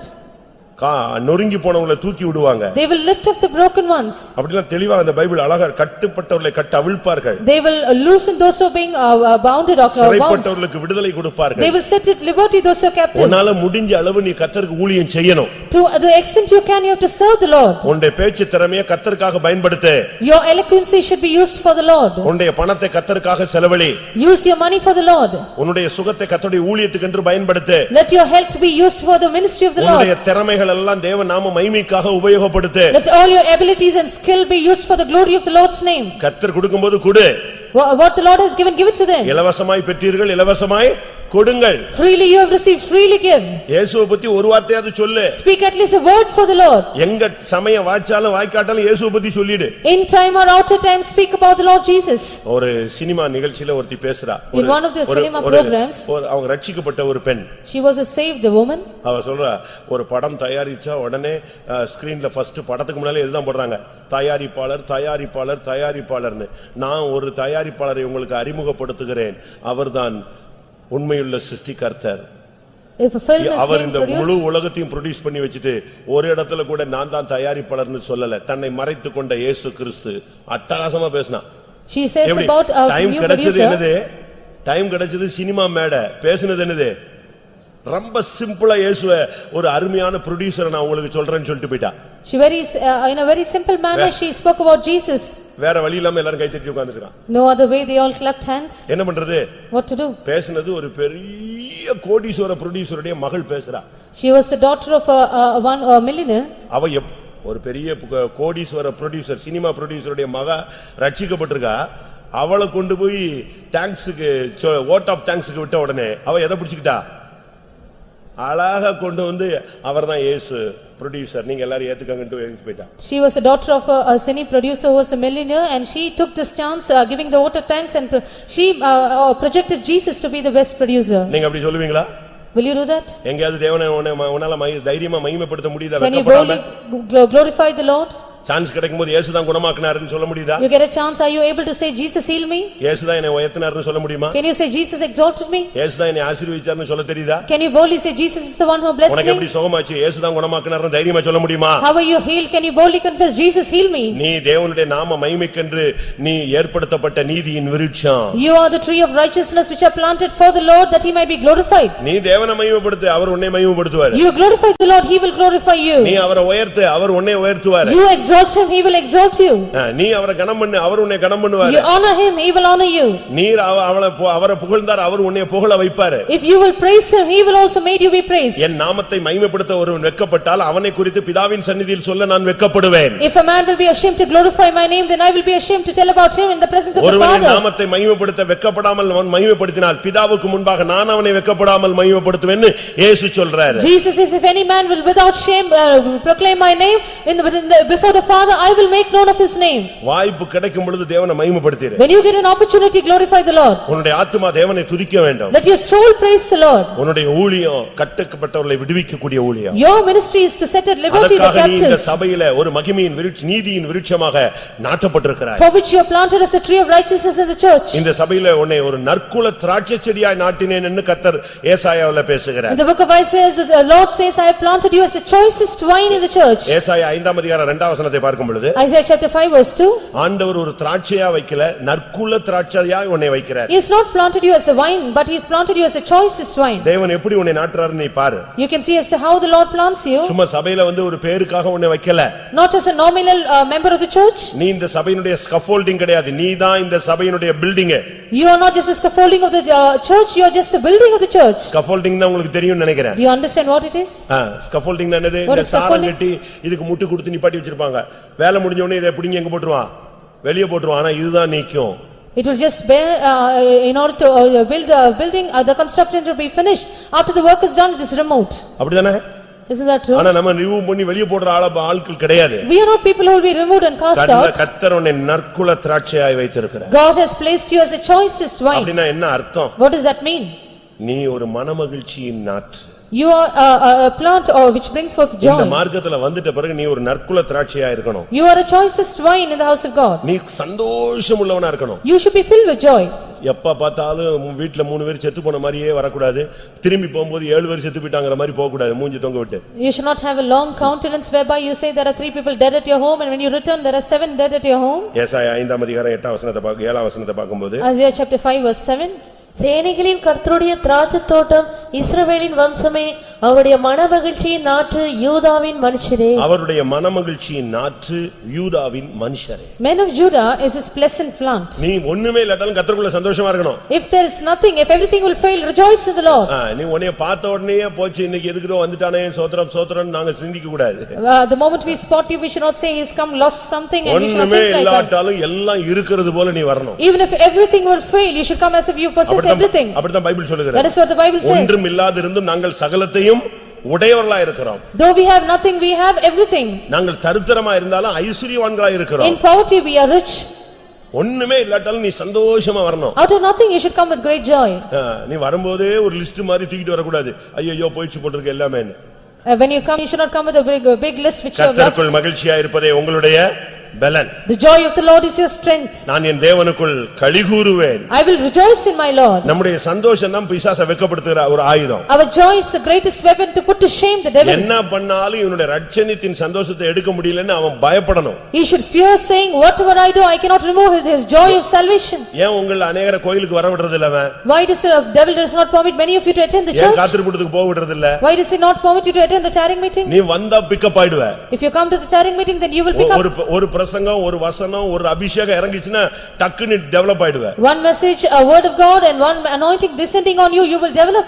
ஆனபடியால்தான் உன்னை கூட்டத்துக்கு வர விட மாட்டேங்கிறான். That is why he does not permit you for the meeting. வந்துட்டா இவன் டக்குன்னு பத்தி எரிஞ்சிருவான். The moment you enter the meeting, you will be set on fire. அதனாலதான் உன்னை வரவிடாம தடுக்கிறான் என்பதை நீ புரிந்து கொள்ள வேண்டும். Understand, that is why he does not permit you for the meeting. ஒவ்வொரு தேவனுடைய பிள்ளைகளும் ஒரு திராட்சை செடிகள். Every child of God is a vine. ஒரு உயர்குல நற்குல திராட்சை செடியா கர்த்தர் உன்னை வச்சிருக்கிறார். God has planted you as a choicest vine. நீ இந்த சபையில கசப்பான பழங்களை தரக்கூடாது. You should not bring forth sour grapes. அதனாலதான் அங்க சொல்லி இருக்கிறது நான் எல்லாம் செஞ்சேன் கடைசில இது கசந்து போயிடுச்சு. That is why it is said everything was done, finally it was sour grapes. ஆனால் தேவன் உன்னை வைத்தது மனமகிழ்ச்சியின் நாற்று. But God has planted us as a pleasant plant. Bible என்ன சொல்லுகிறது? What does the Bible say? மனமகிழ்ச்சியே நல்ல ஔஷதம். ஔஷதம்ங்கிறது தமிழ்ல கொஞ்சம் பழைய வார்த்தை, சரியான அர்த்தம் medicine. A merry heart maketh a good medicine. மனமகிழ்ச்சியே நல்ல மருந்து. A merry heart is a good medicine. நீ மனமகிழ்ச்சியா இருந்தாலே அதுவே உன்னை சுகமாக்கிடும். If you are rejoicing, that will heal you. உங்களை எத்தனை பேர் இப்படி இருக்கீங்க? How many of you are in that state? கர்த்தர் நடத்துற பாதையில சந்தோஷமா போ. தேவன் அறியாம உன் தலையில இருந்து ஒரு முடி கூட என்ன செய்யாது, கீழே விழாது. Joyfully go in the path which the Lord is leading you without the knowledge of the Lord, not a hair of your head will அப்படி fall உன் down. வாழ்க்கையில ஏதாவது நடந்தா அவரிடத்தில் அன்பு கூறுகிறவர்களுக்கு சகலமும் நன்மைக்கு ஏதுவாய் நடக்கிறது. If any incident will occur in your life, all things happen for good to them that love him. ஒரு பொம்பளை கேஸ்ல இப்படி மாட்டி என்னை ஜெயில்ல போட்டாங்க, அது நன்மையா அப்படின்னு யோசேப்பு கேட்டிருப்பான். Joseph could have asked that I am accused in a woman's case and I am put in the jail. Joseph could have questioned that way. சோறு கொடுக்க போன இடத்துல சோத்தை பிடிங்கி சாப்பிட்டுட்டு என்னைய குழியில போட்டாங்க, இது பெரிய நன்மையா அப்படின்னு அவன் முதல்ல கேட்டிருப்பான். Joseph could have also questioned saying, I went to give them food but they took away the food and cast me into the pit. Is that good? நான் எவ்வளவு உண்மையா இருந்தாலும் அந்த ஆளு என்னை நம்பாம ஜெயில்ல போட்டானே, இது நன்மையா அப்படின்னு கேட்பான். He might question saying, how much ever faithful I was, he still did not believe me, he cast me into the prison. Is that good? 11 நட்சத்திரமும் சூரியனும் சந்திரனும் விழுந்து வணங்கணும்னா நீ இந்த பாதையில தான் என்ன செய்யணும், போகணும். இதுதான் சிங்காசனத்தின் வழி. If all the 11 stars and the sun and the moon should bow down and make obeisance to you, then this is the way to Zion. அவனை செத்து போன மாதிரி இருப்பான், கொஞ்ச நேரத்துல எழும்பிடுவான். He would be in a dead state, within a short while he will rise up. ஒரு தரிசனம், A vision, ஒரு வார்த்தை, a word. கர்த்தர் கூட இருக்கிறாரு. The Lord is with him. உடனே அவன் எழும்பிடுவான். Immediately he would rise up. நீ எப்படி இருக்கிற? What is your state? நீ இஸ்ரவேல் வம்சத்தாரே, நீ யூதாவே, நீ என்னுடைய மனமகிழ்ச்சியின் நாற்று. O men of Judah, the house of Israel, you are my choicest wine. உங்களை எத்தனை பேர் கர்த்தர் நாட்டின ஒரு திராட்சை செடியா இருக்கிறீங்க? How many of you are the vine which are planted by the Lord? திராட்சை செடியினுடைய மேன்மை என்ன? What is the excellency of a vine? அது தேவர்களையும் மனிதர்களையும் மகிழ பண்ணுகிற ரசம். It is a vine which maketh a man and God glad. அப்படிதானே? Isn't that true? நியாயாதிபதிகள் 9:13 நீங்க அதை பார்க்கலாம். Judges 9:13. அது தேவர்களையும் மனிதர்களையும் மகிழ பண்ணுகிற ரசம். It is a vine which makes God and man glad. அதனுடைய டேஸ்டே தனி. It has a different taste. ஒரு கிறிஸ்தவனுடைய ஒரு பெந்தேகோஸ்தேக்காரனுடைய தன்மையே தனி. The attribute of a Pentecostal man is different. அவனை எங்க போட்டாலும் அவன் பாட்டு போயிட்டே இருப்பான். Wherever he is cast into, he will just keep going on. பூனையை தூக்கி எரிஞ்சினீங்கன்னா, If you cast the cat upward, கடைசில கீழே விழும்போது எப்படி வந்து விழுமா? பொத்துன்னு விழுந்து எலும்பெல்லாம் ஒடிஞ்சு கிடந்துக்கிட்டு ஞான் கத்துமா? அப்படி இல்ல. அது எதுல வந்து நிக்கும்? 4 கால்ல தான் வந்து நிக்கும். it will land on its legs. அதுபோல Even so, உன்னை கர்த்தர் எந்த பாதையில நடத்தினாலும் நீ சந்தோஷமா போணும். whichever path the Lord is leading you, you should go joyfully. எந்த பாதையில போனாலும். Whichever path. என்னடா பிரசங்கம் இப்படி போதேன்னு யோசிக்கிறீங்களா? Do you think the message is going in a different manner? சிங்காசனத்துக்கு போறதுக்கு கர்த்தர் உன்னை கொண்டு போறாரு. God is going to take you to the throne. உன் தரிசனம் நிறைவேற போகுது. Your vision is going to be fulfilled. உனக்கு கொடுத்த சொப்பனம் நிறைவேற போகுது. Your dream is going to be உனக்கு fulfilled. கொடுத்த வாக்குத்தத்தம் நிறைவேற போகுது. Your promises are to be fulfilled. உன்னுடைய அழைப்பு நிறைவேற போகிறது. Your calling is to be fulfilled. உனக்கு செய்வேன் என்று சொன்ன காரியத்தை கர்த்தர் செய்ய போகிறார். The Lord is going to fulfill what is spoken to you. மனமகிழ்ச்சியா இரு. You be happy. கர்த்தருக்குள்ள மனமகிழ்ச்சியா இரு. You be glad in the Lord. உன்னை துக்கப்படுத்த, உன்னை வெட்கப்படுத்த எந்த வல்லமைக்கு சக்தி கிடையாதுன்னு சான்ஸே கொடுத்துறாத. Do not give any chance or opportunity for any force or power to put you to shame or to put you to sorrow. உன்னை வெட்கப்படுத்துறதுக்கோ உன்னை துக்கப்படுத்துறதுக்கோ சான்ஸே கொடுத்துறாத. Never give an opportunity for these powers to put you to shame or to put you into grief. சீமேயு பயங்கரமாக தாவீதை தூஷித்தான். Shimei blasphemed David. கூட இருந்தவன் சொன்னா ஒரே வெட்டிட்டுமானா. One of his David's people said, shall I smite him? அதுக்கு தாவீது என்ன சொன்னா? What did David say? அமைதியா இரு, நீ ஏன் குதிக்கிற? Be silent, why are you jumping? நீ ஏன் கத்துற? Why are you shouting? விடு. Let it யார் go. சொல்லிருக்கா? Who is permitted? மேல உள்ளவர் போய் அவன் தலையில மண்ணலி போடுறான்னு சொல்லிருக்காரு. அவன் போடுறான்.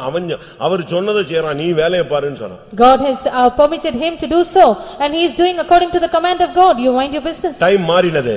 The time அதே ஆளு changed. வந்து கால்ல என்ன செஞ்சான்? விழுந்தானா விழலையா? The same person came and fell at his feet. விழுந்தானா இல்லையா? Isn't that true? விழுவான். He will fall.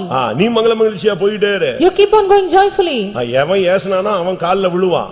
Whomsoever will scold you will fall at your feet. ஏசாயா தீர்க்கதரிசனம் என்ன சொல்லுகிறது? What does prophet Isaiah say? உன்னை ஒடுக்கினவர்கள் உன் காலடியில வந்து விழுந்து உன்னை பணிந்து உன் காலை நக்கி நீ சீயோன் என்று சொல்லுவார்கள்னு சொல்லிருக்கு. They will, those who oppress you and afflicted you. சரிதானா தப்பா? ஏசாயா 60:14. Isaiah 60 verse 14.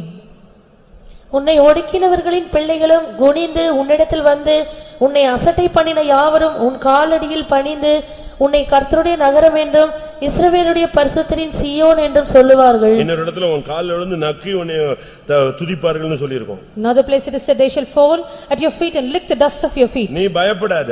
Do not fear. நீ சந்தோஷமா இரு. You be joyful. எதையோ இழந்துட்டேன்னு துக்கப்படாத. Do not think you have lost something. இழந்துட்டேன்னு துக்கப்பட்டேன்னா போனதுதான். இல்ல கர்த்தருக்குள்ள சந்தோஷமா இருந்தேன்னா இழந்தது எப்படி கிடைக்கும்? யோபுக்கு கிடைச்ச மாதிரி ரெண்டத்தனையா உனக்கு கிடைக்கும். If you are thinking you are sorrowing that you have lost something, then it is lost, but if you rejoice like Job you will receive a double fold. கடைசியாக Finally எசேக்கியேல் 17ஆம் அதிகாரம் Ezekiel chapter 17 22ஆம் வசனம். verse 22. கர்த்தராகிய ஆண்டவர் சொல்லுகிறது என்னவென்றால், நான் உயர்ந்த கேதுருவின் நுனி கிளைகளில் ஒன்றை எடுத்து அதை நடுவேன். அதன் இளங்கிளையில் உள்ள கொழுந்துகளில் இலசாய் இருக்கிறதை ஒன்றை கொய்து அதை உயரமும் உன்னதமான ஒரு பர்வதத்தின் மேல் நாட்டுவேன். உயரமும் உன்னதமான ஒரு பர்வதத்துல போய் ஒரு கேதுருவை நாட்டுவேன். I will plant a high cedar upon a high mountain and eminent. ஏசாயா 2:2ல பார்க்கும் பொழுது பர்வதத்தின் கொடுமுடி என்பது சபையை காண்பிக்கிறது. Isaiah chapter 2 and verse 2 speaks of the height of the mountain which is the church. கர்த்தர் உன்னை உயர்ந்த ஒரு கேதுருவாக கர்த்தர் உன்னை வைத்திருக்கிறார். The Lord has set you as a high cedar. நீ ஒரு சாதாரண மனுஷன் அல்ல. You are not just an ordinary man. உன்னை வந்து உலகத்துல நீ வந்து பொசிஷன் இல்லாத ஒரு ஆள். Maybe you do not have a top position in the world. ஆனா தேவனுடைய கண்கள்ல உனக்கு கிருபை கிடைச்சிருக்கு. But you have found favor in the eyes of God. நீ என் பார்வைக்கு அருமையானபடியால் நீ கனம் பெற்றாய். Since thou was precious in my sight, thou hast been honorable. அதுக்கு காரணம் நான் உன்னை நேசிச்சிருக்கிறேன். The reason I have loved you. அப்ப ஆண்டவர் நீ உன்னை சிநேகிக்கிறபடினால So because the Lord loves you. உலக பார்வையில நீ ஒண்ணுலாட்டாலும் தேவனுடைய பார்வையில நீ உயர்ந்த கேதுரு. In the sight of the worldly people you might be nothing, but in the sight of God you are a high cedar. உன்னை உயரமும் உன்னதமான ஒரு பர்வதத்தில் நான் நாட்டுவேன். I will plant you on a high mountain which is eminent. வேதம் என்ன சொல்லுகிறது? What does the Bible say? 92ஆம் சங்கீதம் 11ஆம் வசனம் என்ன சொல்லுகிறது? 92nd Psalm verse 11. அங்க என்ன சொல்லி இருக்கிறது? What does it say there? 12ஆம் வசனம் நீதிமான் லீபனோனை போல செழித்து கேதுருவை போல வளருவான். Verse 12, the righteous man shall grow as the Lebanon, he shall grow as a cedar. வாசிங்க. நீதிமான் பனையை போல் செழித்து லீபனோனில் உள்ள கேதுருவை போல் வளருவான். இன்னைக்கு உனக்கு வளர்ச்சி இல்லாம இருக்கலாம். Today you might not have any growth. இன்னைக்கு உனக்கு தடுமாற்றங்கள் இருக்கலாம். You might be staggering today. ஆனால் நீ கேதுரு. But you are a cedar. நீ நிச்சயமாய் வளருவாய். Definitely you will grow. கிறிஸ்துவின் நிறைவான வளர்ச்சிக்கு நீ வளருவாய். You will grow to the measure of Christ. உனக்குள்ள ஒரு பூரணம் உண்டாகும். You will have a perfection in you. அதுதான் தேவனுடைய திட்டம். That is the plan of God. கர்த்தர் உன்னை கேதுருவை போல இந்த சபையில வளர வைப்பார். The Lord will make you grow as a cedar in the church. ஏனென்றால் உன்னை தண்ணீர்கள் அண்டையில் வைத்திருக்கிறார். Because he has placed you by the waters. மறுபடியும் என்னாகும் 24:6க்கு வருவோம். Coming to Numbers chapter 24 verse 6. அங்கே இந்த கேதுருவை பற்றி சொல்லி இருக்கிறார். Again it is mentioned about cedars here. கர்த்தர் நாட்டின சந்தன விருட்சங்களோடு இந்த கேதுரு நாட்டப்பட்டிருக்கிறது. The cedars are also planted along with the sandalwood tree. தண்ணீர் அருகே உள்ள கேதுரு விருட்சங்களைப் போலவும் இருக்கிறது. தண்ணீர் அருகே உள்ள கேதுரு விருட்சங்கள். The cedars which are beside the waters. உனக்குள்ள எப்பொழுதும் ஒரு அபிஷேகம் வந்து கொண்டே இருக்கணும். There should be an anointing within you always. வேலையில ஒரு பிரச்சனையா? Any problem at your work? அங்கே உனக்கு ஒரு அபிஷேகம் வரணும். Receive an anointing right there. உன் பிசினஸ்ல ஒரு பிரச்சனையா? A problem in your business? அங்கே உனக்கு ஒரு அபிஷேகம் வரணும். Receive an anointing right there. நம்ம விசுவாசி ஒரு டாக்டர் இருந்தாரு. There was one believer who was a doctor. இருக்கிறாரு. He is there. அவர் acupuncture specialist. He is a specialist in acupuncture. அவர்ட்ட ஒரு டாக்டர் ட்ரீட்மென்ட்க்கு வந்தாரு.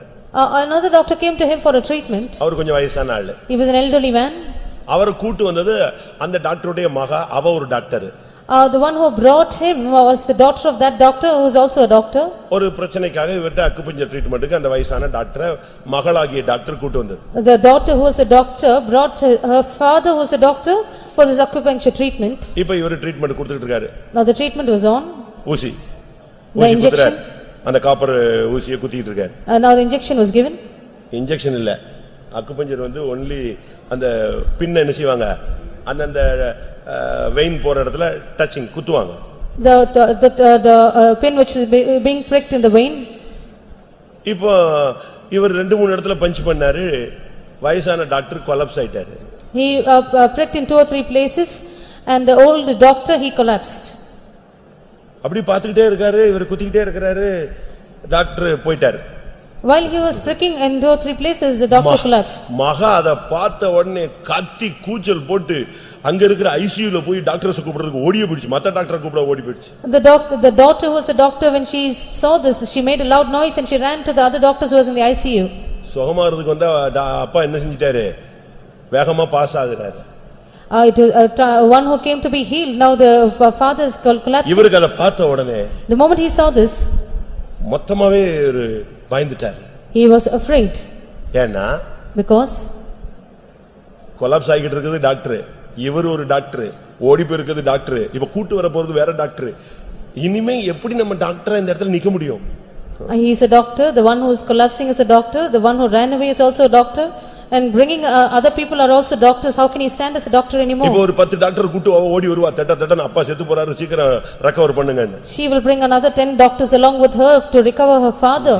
இவருக்கு எல்லாமே போயிடுச்சு, சரி இதோட நம்முடைய லைஃபே close. He stood helpless thinking his life was come to an end. டக்குன்னு அடுத்த கேபினுக்கு போனாரு. He went to the next cabin. முழங்கால போட்டாரு. He knelt down, கையை வைத்திட்டாரு. raised his hands. ஐயா இந்த ஊசி குத்துறதெல்லாம் ஒண்ணுமே இல்ல, நீங்க பார்த்து ஏதாவது பண்ணாதான் இப்ப நான் என் மான மரியாதை எல்லாம் காப்பாத்தப்படணும், முழங்கால நின்னுட்டாரு. He knelt down saying, Lord, there is nothing in using these needles to prick, but only you can come down and have mercy on me. நான் நடந்ததுதான் சொல்றேன். I said, I am telling a true incident. இந்த கன்வென்ஷன்ல கூட அந்த டாக்டரை பார்த்தேன். I met this doctor in this convention. அவர் இப்ப university acupuncture யுனிவர்சிட்டில வச்சிட்டு இருக்காரு.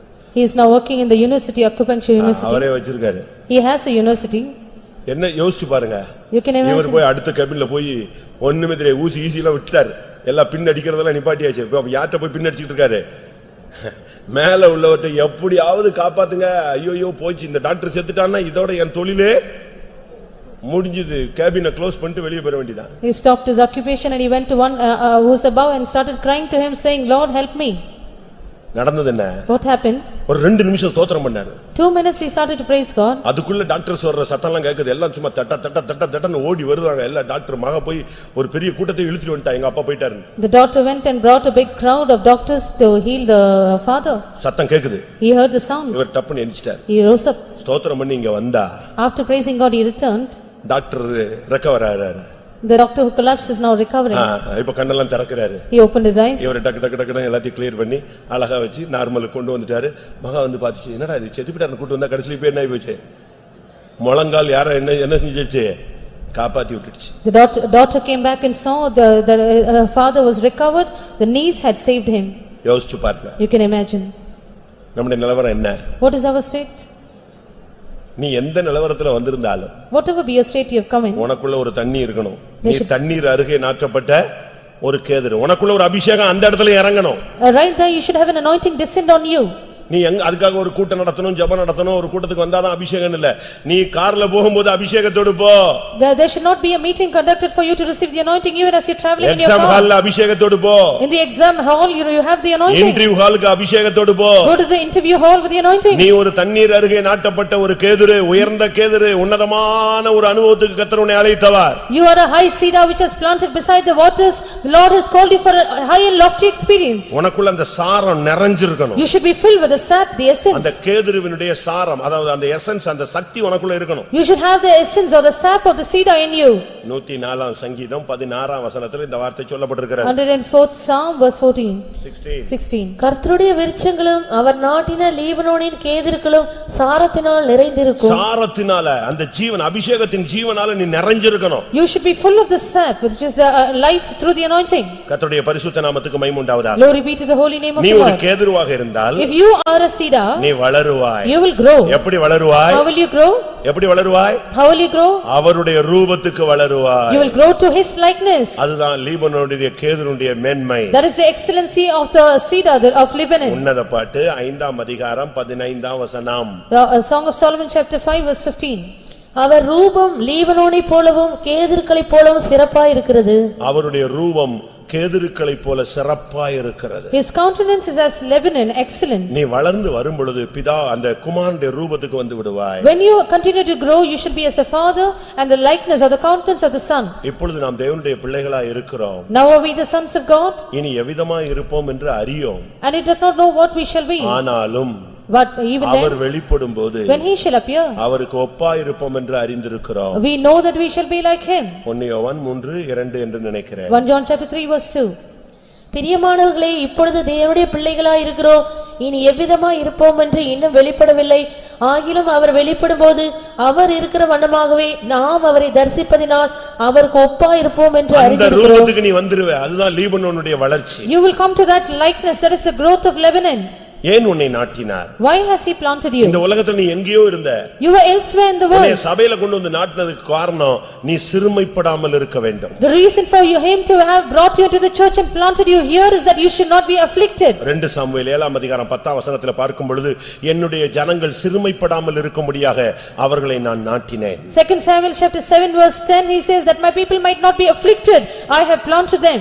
இந்த உலகத்துல நீ தீமையை அனுபவித்தவன். You have experienced evil in the world. எரேமியா 24:6 பார்க்கும் பொழுது Coming to Jeremiah chapter 24 verse 6. உனக்கு நன்மை உண்டாக நான் உன்னை சபையில் நாட்டினேன். I have planted you in the church that you might have good.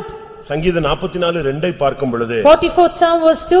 இல்லாவிட்டால் 80ஆம் சங்கீதம் 8ஆம் வசனத்தை பார்க்கும் பொழுது Or 80th Psalm verse 8. ஜாதிகளை துரத்திவிட்டு உன்னை கர்த்தர் சபையில கொண்டு வந்ததுக்கு காரணம் நீ பரவி பெருக உன்னை கர்த்தர் கொண்டு வந்தார். The reason for the Lord having cast out the heathen and have brought you into the church is that you should spread out and abound. அவர்கள் என்னுடைய தேவனுடைய பிரகாரங்களில் செழித்திருப்பார்கள். They shall be prosperous, or they should flourish in the courts of கர்த்தரை the Lord. நம்புகிறவனோ செழிப்பான். He that trusteth in the Lord should flourish. எல்லாரும் கண்களை மூடுவோம். Let's all close our eyes. இந்த காலை வேளையில் கர்த்தர் தன்னுடைய ஆலயத்தில் நாட்டினதின் நோக்கத்தை நமக்கு வெளிப்படுத்தி இருக்கிறார். This morning the Lord has revealed to us the purpose for which he has planted us in his house.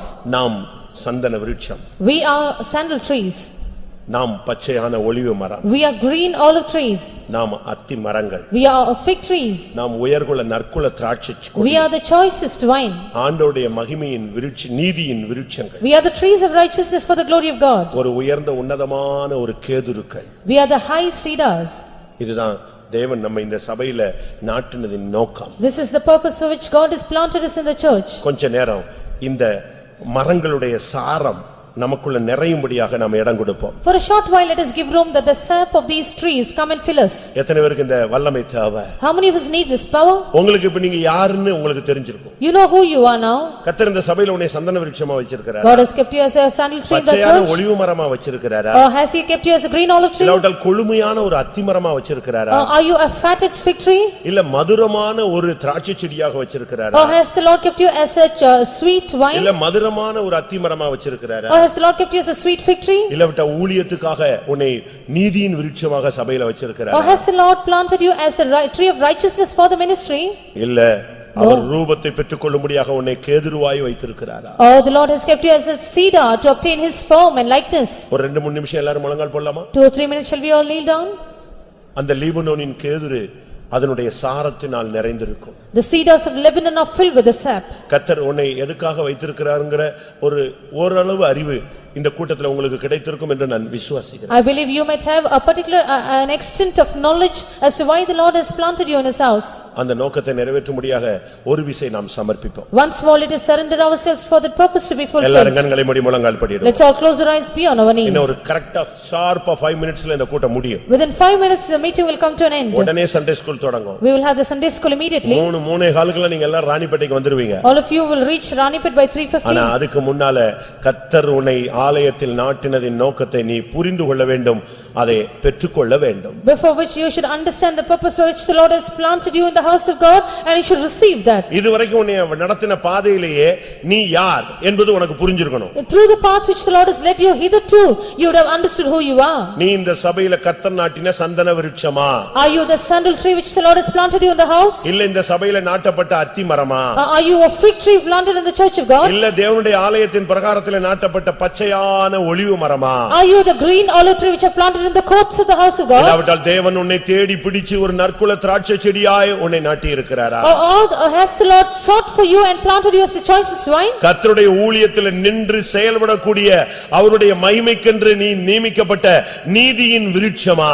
Are you the tree of righteousness which are being appointed for the glory of the name of the Lord to operate for the Lord and his ministry? எல்லாவற்றுக்கும் மேலாக அவருடைய ரூபத்தை பெற்றுக்கொள்ளக்கூடிய நீ கேதுருவா?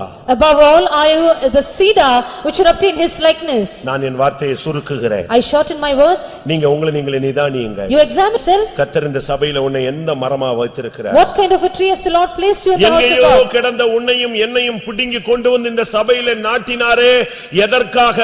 You and I who are found elsewhere, the Lord has plucked us out of there and planted us in the house of God. What for?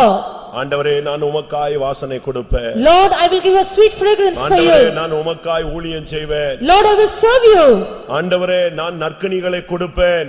Lord, I will bring forth good fruit. ஆண்டவரே என்னுடைய கொழுமையை இனிமேல் நான் விடமாட்டேன். I will not let go of my fatness. என்னுடைய அபிஷேகத்தில் இனிமேல் குறைய மாட்டேன். I will not decrease in my anointing. இனிமேல் நான் மனமகிழ்ச்சியாய் இருப்பேன். I will be happy and joyful. எப்படியாயினும் உம்மை போல மாற என்னை ஒப்புக் கொடுக்கிறேன். I surrender myself to become like you somehow. நீர் வெளிப்படும் பொழுது உமக்கு ஒப்பாய் மாறி நான் உம்மோடு வந்து இணைய எனக்கு அருள் செய்யும். Grant me that I will become like you when you shall appear and join with you. ஆமென். இப்பொழுது ஒரு அபிஷேகம் இறங்கும் பிரியமானவர்களே. Beloved ones, now an anointing will descend. உங்களுக்குள்ள அந்த ஜீவன் வரும். You will receive life in you.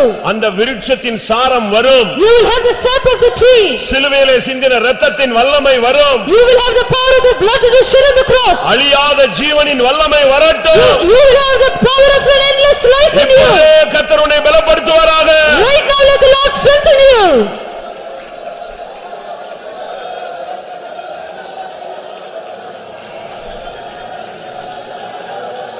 ஹரபானி அரபகத்னா Bhagat.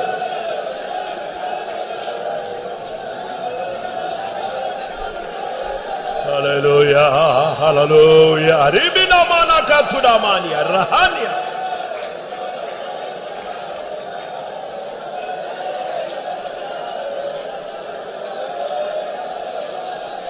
ஆமென்.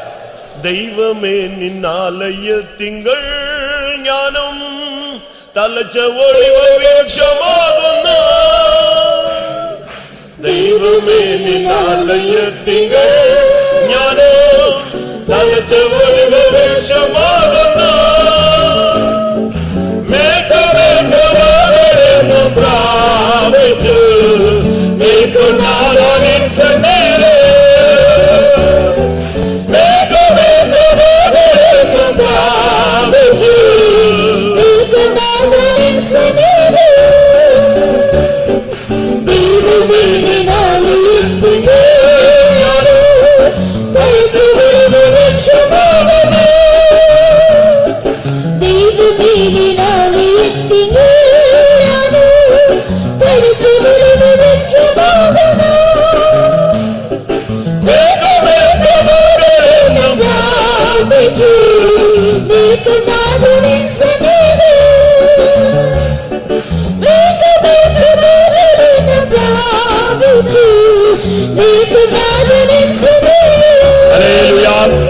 ஒரு நிமிஷம்.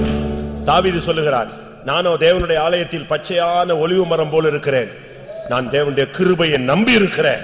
David says, I am a green olive tree in the house of God. I trust in the mercy of God. இன்னைக்கு எத்தனை பேர் தேவனுடைய கிருபையை நம்புகிறீர்கள்? How many of you trust in the mercies of God? கர்த்தர் கிருபையின் மேல் கிருபையை உனக்கு தருவார். The Lord will give you grace upon grace. நீ இந்த சபைக்கு தூணாய் மாறுவாய். You will become a pillar of the church. இந்த சபையின் வாசனையாய் நீ மாறுவாய். You will become a sweet fragrance of the church. நீ சபைக்கு ஒரு மதுரமாய் மாறுவாய். You will become a sweetness of the church. தெய்வமே நின் ஆலயத்திங்கள் ஞானம் தலச்ச ஒளிவ விருட்சமாகுന്നു. தெய்வமே நின் ஆலயத்திங்கள் ஞானம் தலச்ச ஒளிவ விருட்சமாகுന്നു. പ്രാപിച്ചു നിൽക്കുന്നാനിൻ സന്നിധിയിൽ. പ്രാപിച്ചു നിൽക്കുന്നാനിൻ സന്നിധിയിൽ. ദൈവമേ നിൻ ആലയത്തിങ്ങൾ തലച്ച ഒളിവ വൃക്ഷമാകുന്നു. ദൈവമേ നിൻ ആലയത്തിങ്ങൾ തലച്ച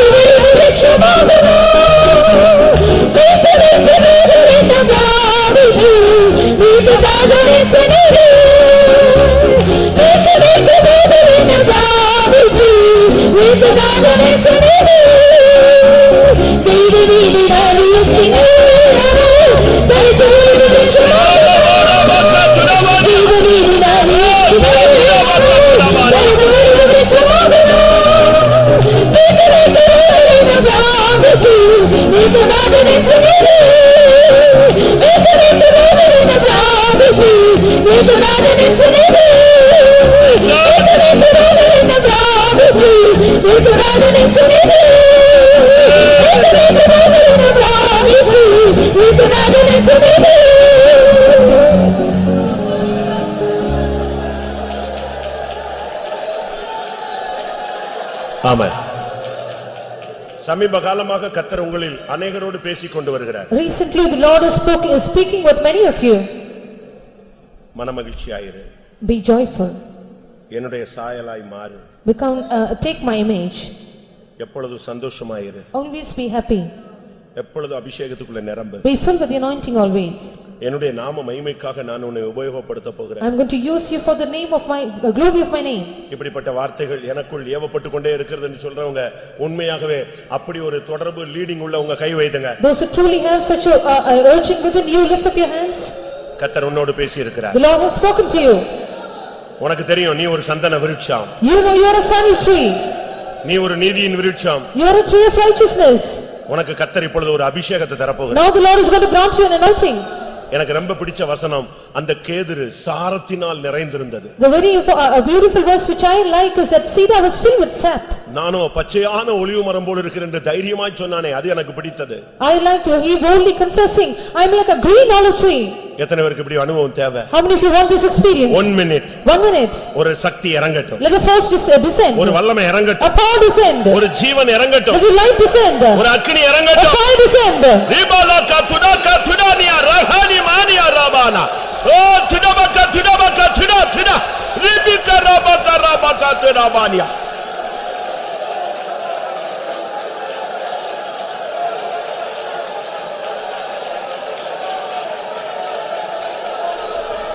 துடபல பகர ஆமென்.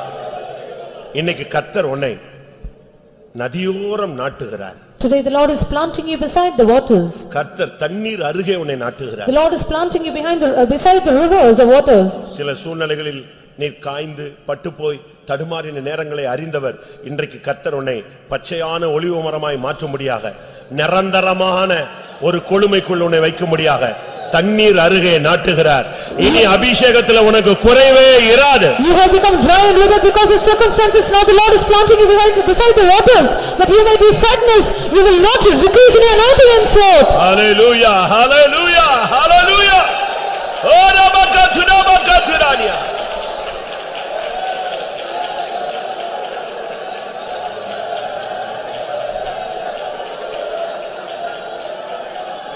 ஆம். நம்மை குறித்த தேவனுடைய நோக்கத்தை ஒன்று கூட புரிந்து கொள்ள கர்த்தர் நமக்கு அருள் செய்தபடினால ஸ்தோத்திரம் பண்ணுவோம். நம்முடைய தனிப்பட்ட நிலவரங்களை புரிந்து கொள்ள கர்த்தர் உதவி செய்தபடினால ஸ்தோத்திரம் பண்ணுவோம். ஏன் கர்த்தர் சபையில் கர்த்தருடைய ஆலயத்தில் நம்மை நாட்டியிருக்கிறார், கர்த்தருடைய பிரகாரங்களில் நம்ம வைத்திருப்பதின் நோக்கம் என்ன என்பதை வேத வசனத்தின் வெளிச்சத்தில் கர்த்தர் வெளிப்படுத்தினார். அதற்காக ஸ்தோத்திரம் பண்ணுவோம்.